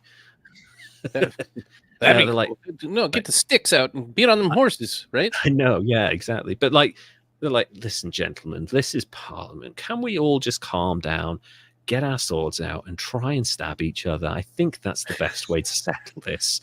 But at the last moment, Richard exiled them both. Oh, his you can do that? And yeah, he's got authority to do that, and he's seen as a moderate now. So he's intervening to stop the violence by exiling some random guy who supports him and his biggest potential rival. So, okay. Yeah. A lot of historians claim the whole thing was a setup to get Bolingbroke in a position where he had done something stupid and to then expel him from the country on grounds. It's like when a cop, like, oh, your tail lights out. You can't drive on anymore. So it's that old thing. It's pretext for what he actually wanted to do. In 1398, Richard summoned the Parliament of Shrewsbury, which declared all the acts of the merciless Parliament to be null and void, and announced that no restraint could legally be put on the king. It delegated all parliamentary power to a committee of 12 lords and 6 commoners chosen from the king's friends, making Richard an absolute ruler, unbound by the necessity of gathering Parliament again to raise taxes. He could just take whatever he wanted. Oh, I don't think that's going to go well for him, huh? No. He bided his time. He looked like a moderate. He behaved himself. He got all of his friends and enemies in the same place, and then he just fucked everyone over and took it all. It is like The Godfather. It's incredible. The Machiavellian foresight he had, he actually planned this whole thing out, and it worked like a charm. Kind of amazing. It's the only time, I should point out, he was an incredibly impulsive man. It's the only time he's ever done this. Usually he reacts and doesn't think through his consequences. This one, he probably had planned out for a decade, I think, as a child, which is scary. Yeah. The vengeance of an angry, power-mad, God-appointed child is a scary thing. Shouldn't have killed his boyfriend. Shouldn't have killed his boyfriend or his mates or exiled them, and just let them ruin the country. It'll be fine. On the 3rd of February, 1399, John of Gaunt died. And rather than allowing Bolingbroke, his successor, to come back to England and take up his newly inherited stuff, Richard extended the term of his exile from the UK from 10 years to life and expropriated all of his properties. He played these idiots like a fucking Stradivarius at this point, that you can't come back, and actually I'm extending it to life. You're never coming back. How can you be so cunning and so idiotic at the same time? Yeah, exactly. And you think that when someone's executed their plan, they would have the foresight to think, how am I going to back this up in case it goes south? He didn't. No, he just didn't. It was like, I'm going to fuck everyone over. And then it's like the plan, kick the Taliban out of Afghanistan, stage 2, democracy. Yeah. No, it doesn't work like that. You need bits in between, you know. That was just his ego, though. That's him being, I've won. No one's going to challenge me again. Actually, they will continuously challenge you because you are a terrible ruler. Anyway, the king felt safe from Bolingbroke, who was residing in Paris, since the French had little interest in any challenge to Richard and his peace policy, because they couldn't take the constant death cycle because their economy was hurting at the time as well. Richard left the country in May for yet another expedition to Ireland. Get into that in a bit as well. However, things shift because in June of 1399, King Louis I, Duke of Orleans, gained control of the court of the insane Charles VI of France and became Louis I of France, a franchise that would have more sequels than the fucking Avengers and James Bond combined. There were a lot of Louis in France. A lot of Louis. The policy of rapprochement with England, the English crown, did not suit Louis's political ambitions, and for this reason he found it opportune to allow Henry Bolingbroke to leave for England, and he had his own misgivings about the king. Oh, sorry, I've skipped a bit here. With a small group of followers, Bolingbroke landed at Ravenspur in Yorkshire towards the end of June 1399, meeting with Henry Percy, 1st Earl of Northumberland, who had his own misgivings about the king. Bolingbroke, however, insisted that his only objective was to regain his own patrimony, get his own stuff back. Yeah, he just wants to go home, man. Yeah, I just want my shit. Give me my shit back, man. You know, don't make me take you on Maury or whatever those fucking programs on. Judge Judy. Don't make me take you on Judge Judy. I want my stereo back. Damn it. Yeah, but you owe me rent. Yeah, but I want my stereo back. Give him his stereo back. You pay the rent. Jesus, why did we need a TV show for that? Percy took him at his word and declined to interfere. The king had taken most of his household knights and the loyal members of his nobility, so his mates, with him to Ireland for the annual English tradition of an Irish safari. Only they weren't killing wildlife, if you get what I mean. Every year that fucking happened. The English would just go over to Ireland, just like, go mad. Treat yourselves, you know. What? Yeah, they just go over to Ireland and quell uprisings, and the uprising might be an Irish person going, I really don't like living under English rule, actually, it's kind of shit. And then the English would go over and just massacre a bunch of Irish people. So, well, damn. Yeah, that was like, oh, it's that time of year. Okay, I guess we're going over to eat stuff in Ireland and kill people. That's going to be something to remember, I guess. This is why Wales was very quiet. Like, are you banning our culture? Sure, please don't murder us every year. As a result, Bolingbroke experienced little resistance as he moved south and just started picking up angry people left, right, and centre who hated the king. Keeper of the realm, Edmund, Duke of York, had little choice but to side with Bolingbroke. It was like, you're probably going to win. Fuck it. Meanwhile, Richard was delayed in his return from Ireland, probably just having too much fun killing Irish people, and did not land in Wales until the 24th of July. He made his way to Conway Castle, which is not too far from where I used to live and is still like almost perfectly intact to this day, and a really cool place to visit. However, I will point out that the road, the main road, now goes through the castle. They had to dig out a huge portion of the castle wall so you could get the road to go through and get into the actual town itself, which is completely enclosed by the castle. When they opened the wall, a bunch of skeletons in there. Oh.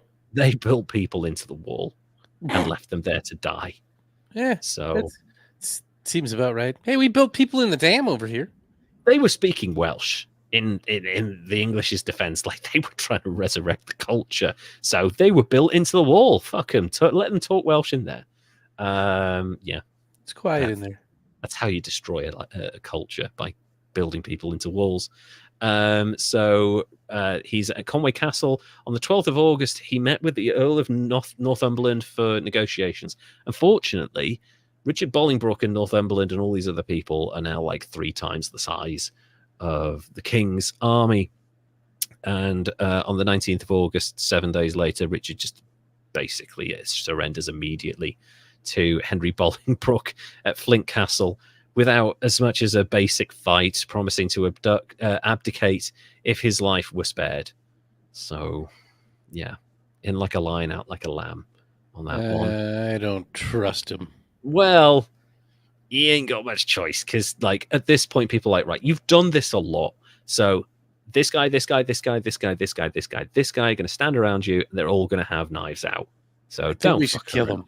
Maybe we should kill him. Yeah, on the first, so he's both men then return to London. The indignant king riding all the way behind Henry. That must have driven him mad. On arrival, he was imprisoned in the Tower of London on the 1st of September. Henry agreed to let Richard live out his days in the Tower of London. Now, the Tower of London has a reputation as a horrible place of torture. But if you were a noble person, if you were a king, if you were, a captured a prisoner of war, like a prince or something, they had regal housing in the Tower of London. You'd have basically been under house arrest in a very comfortable house for the rest of your life. It wasn't a bad deal. You weren't getting tortured. You were getting food. You could walk around the grounds. You just weren't allowed outside the walls of the castle. So, okay, life imprisonment with 3 squares a day in a nice, comfy house. How do I sign up for that? It sounds pretty good, doesn't it? They've also got really cool ravens in the Tower of London. So. Nah, but they don't have bathrooms back then, so I don't. Oh, they did. They did. The Tower of London has holes out over the sides and you shit, and it just drops right down into the Thames. It's amazing. Gross. I know. And that's why you never go fishing in the Thames, folks, because those fish have been eating shit for centuries. Really nice 1-bedroom apartment. Yeah, that's what they got. They got a bit of a studio. It was a bit like We Live. They got their own like co-sharing place. They could inhabit and have friendships and talk to the crows and stuff. Anyway, Henry had agreed to let Richard live after his abdication. This changed when it was revealed that the Earls of Huntingdon, Kent, and Salisbury, and the Lord Dispenser, the master of the dispensary, and the possible Earl of Rutland, all now demoted from the ranks they had been given by Richard, were planning to murder the new king and restore Richard in the Epiphany Rising. That was what it was going to be called. So again, he was like, yeah, I'll resign. That's fine. And then as soon as this guy's back was turned, he was like, just fucking shank him. Stick him. Mm-hmm. Yeah. Although averted, the plot highlighted the danger of allowing Richard to live at this point, which is thought to have, at this point, Henry's like, lock him in there and don't give him anything at all. Shut the window as well. Yeah. And, yeah. Nicer. I'd throw him off the tower at this point. Epiphany Rising. That's a silly name. It is a silly name. Sounds like a Mission Impossible sequel. It does. Or like a slightly homoerotic biker 60s. And that's Scorpio Rising. Okay. So throwing him off the tower might have been preferable to how he died. He starved to death. Oh. Yeah. Valentine's Day, 1400. February 14th. Happy Valentine's Day. Maybe you want a breadcrumb? No, you're not getting anything. Although there is some question over the date and the manner of the death. They know that he definitely starved to death. He wasn't given any food for weeks, and he starved to death. His body was taken south from Pontefract and displayed in St. Paul's Cathedral on the 17th of February before burial in King's Langley Priory on the 6th of March. He was 33 years old at this point. Now to a few other bits about Richard. Contemporary writers, even those less sympathetic to the king, have agreed that Richard was one of the most beautiful kings of his era. Although with an unmanly face, which was white and rounded and feminine. I'm guessing all of these writers had like super cut John Cena, Giga Chad jawlines. That's why they felt comfortable making fun of this guy's appearance. Aha. Yes, I'm sure they all look handsome. He was also athletic and tall. When his tomb was exhumed and opened in 1871, he was found to be 6'1". Oh, that's pretty tall for back then, huh? That's really fucking tall. 90% of the population at this point, I had to look this up, were 5'5" and under, or dead from the plague. but the ones that weren't were kind of short. Yeah. So that's why when you go to medieval buildings in England, I love going to them, the doors are all like down here. Bump The your tops head. of the frames. You have to like break your fucking back getting through the door. It's kind of amazing. So he was also highly intelligent, with what a lot of contemporaries who even didn't like him described him as a cunning mind. Unfortunately, it was slowed because he also had a typical Plantagenet rage.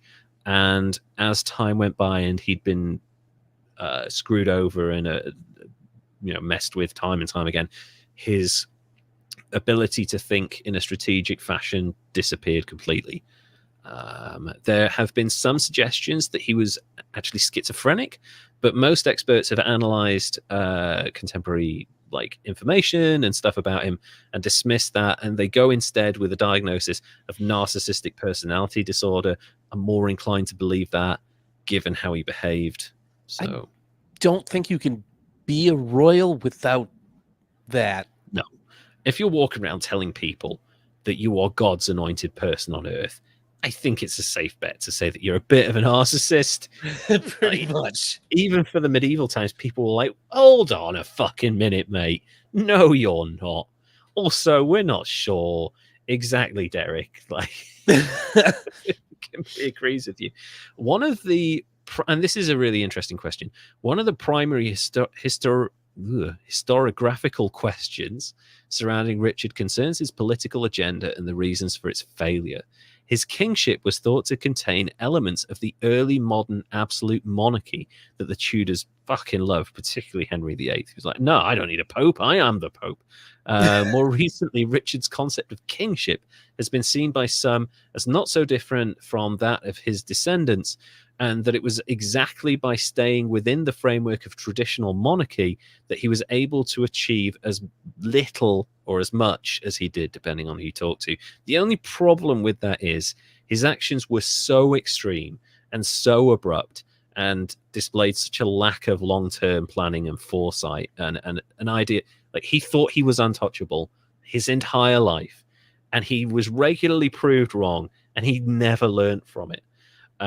For one, the absence of war was meant to reduce the burden of taxation on people. He was like, I'm going to lower the taxes. And the people were like, oh, that's great. And so Richard's popularity with the Commons in Parliament was boosted.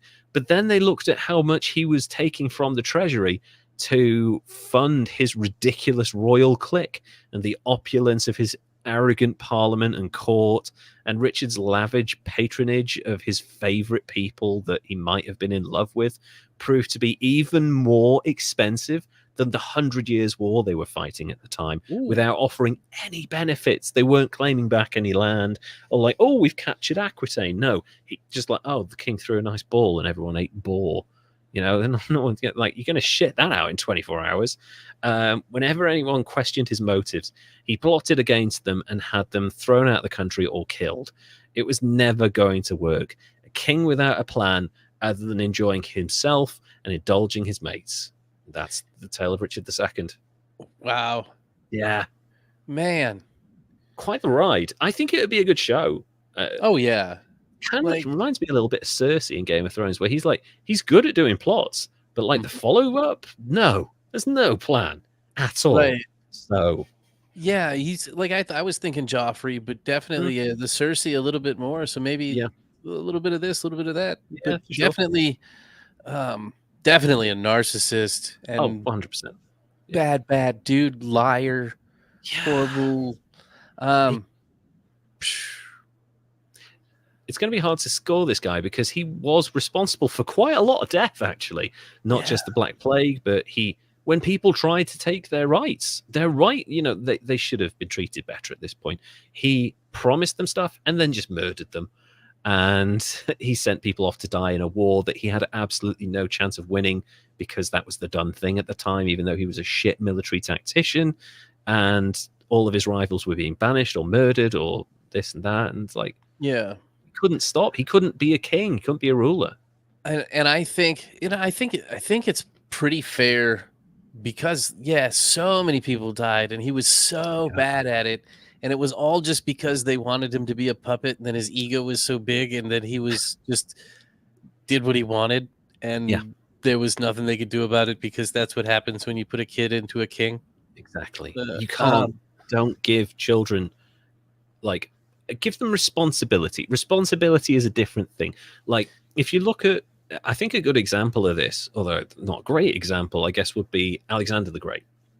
So he starts out with limited responsibilities, and his father, who didn't really like him, was like, listen, go out into the field and prove your worth. And he goes out and he wins a bunch of battles, and he suddenly got a bit of intelligence about him. He's been taught by the finest people in the land. And when he does become king, he's more ready for it, and he conquers half of the known world at the time. But this kid didn't have any of that. He was just like, oh my God, quickly, before this other guy takes it, just give it all to him. You're amazing. Do you know you might be appointed by God? And that's it. That's like the end of the game right there. You know? Yeah, done.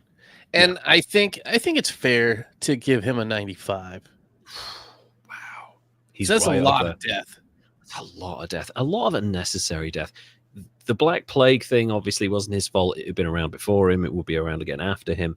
But he showed that when he was a moderate force, he could make positive change. He could lower taxation.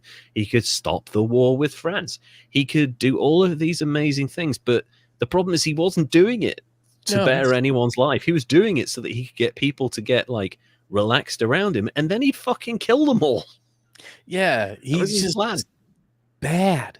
Yeah, just a really, really bad ruler. So there you go. Richard II of England, who was a tall, beautiful man with nary a thought of long-term planning in his mind.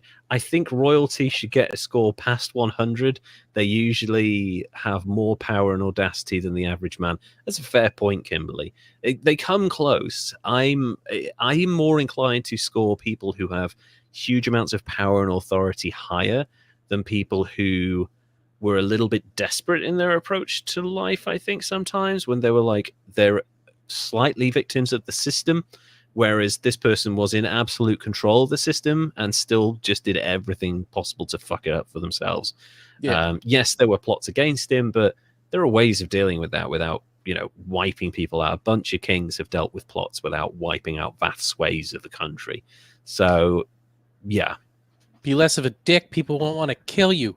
Exactly. And this is a lesson that has been proved time and time again. And you look at Henry Ford, who got a score of 91. As time went by and his attempts at it always seemed to be about control with him and doing the right and being on top and number one and stuff like that. Same thing with Richard. I think it's all about being in control, being the powerful one, being the one that everyone loves and respects. And, oh my God, he's such a genius. He's appointed by God and stuff like that. And I think that's something that these two have in common, is their constant desire to gain control and influence people has actually had a negative effect on their legacy and ended their lives in a really bad way compared to where it could have ended had they just chilled the fuck out a little bit. So that's the lesson. Let go of the illusion of control. And also, if you're in a power position, try and real leadership is empowering others. That's what real leadership is. Leadership is allowing other people to thrive, not strengthening your own position. You're there to empower other people to achieve their best possible opportunity and position in the world. You shouldn't be there to embolden your own position and that of your friends. That doesn't work out. Yes, you can reap the benefits of helping people get through eventually, but you shouldn't be just out for yourself. And unfortunately, that seems to be what both of these people were about. Yeah, and it's just all short term. All short-term thinking. It's really, really weird that the reflection of a 14th century monarch was there in a 20th century industrialist. It's kind of crazy. I mean, Ford was definitely more staying power and successful and lasted into his 80s. I mean, it's just full of hate. Yeah, and that's just so sad. And it easily manipulated into that hate. I feel like as well, like very easily. So yeah, don't give in to your baser instinct to be afraid of or not like something or someone. It never works out well. Anyway, that's been our episode. Probably our highest scoring in a while. Oh, yeah. Because we've had a bunch of like really quite nice ones recently, like funny people. Yeah, now we're back with the miserable ones. So I had a lot of fun with that. I knew a bunch of stuff about Richard II based on a documentary series that I watched like 20 years ago now. There's a historian called Simon Sharma, I think it is. His history of England. So back before YouTube had documentaries that you could binge watch for like 6 hours in a row, Simon Sharma recorded this documentary very much like who's that guy in America that did the documentaries on Vietnam and baseball and prohibition and stuff. Oh, and you get me with this every time. Yeah, I keep forgetting his fucking name.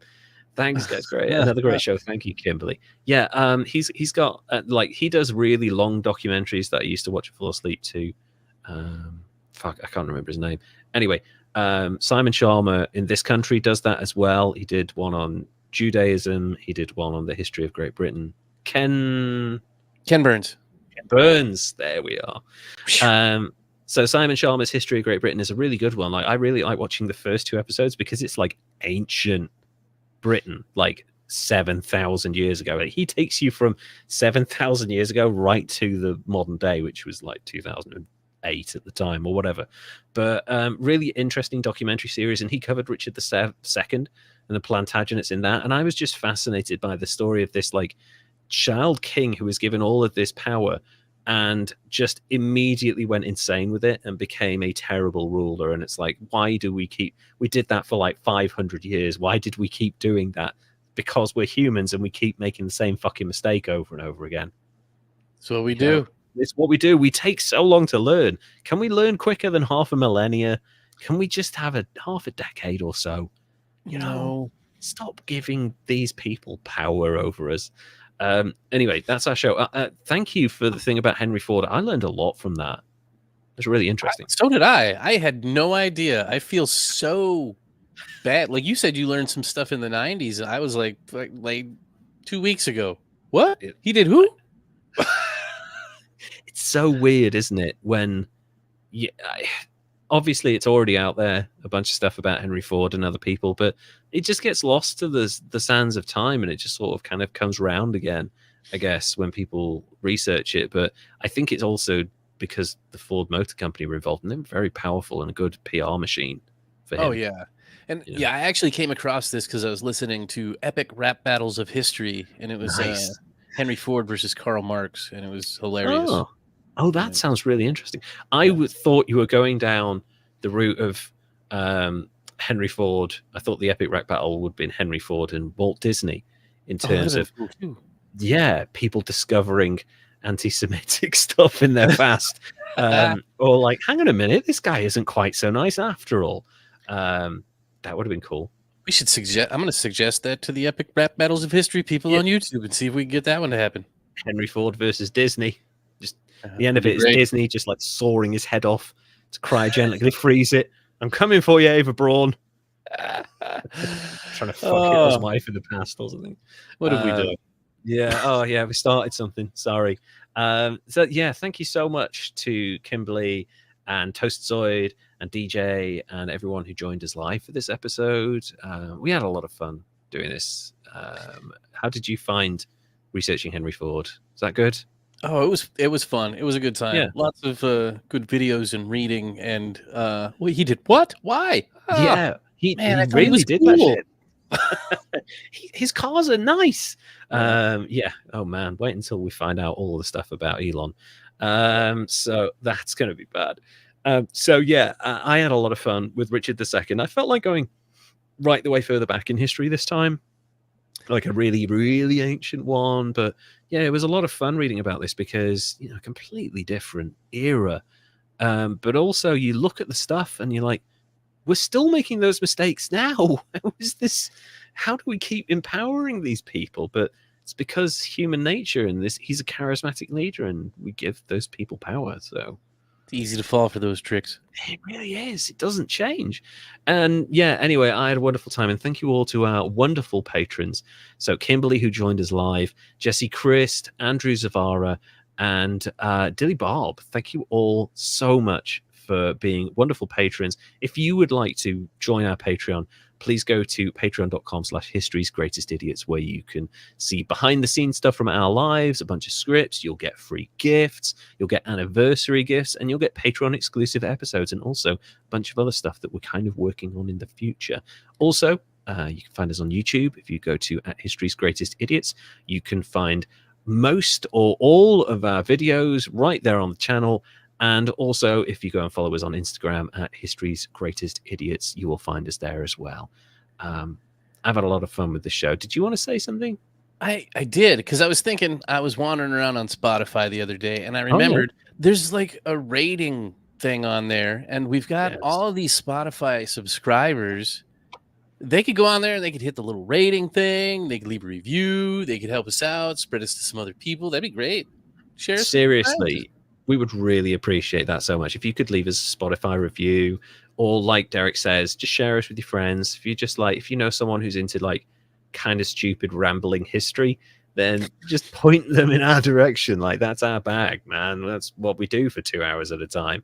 So, and thank you all so much. We're on like 1,250 something followers on Spotify now off the top of my head, and 150 subscribers on YouTube, and but hundreds of others on other platforms. So thank you all so much. Folks are awesome.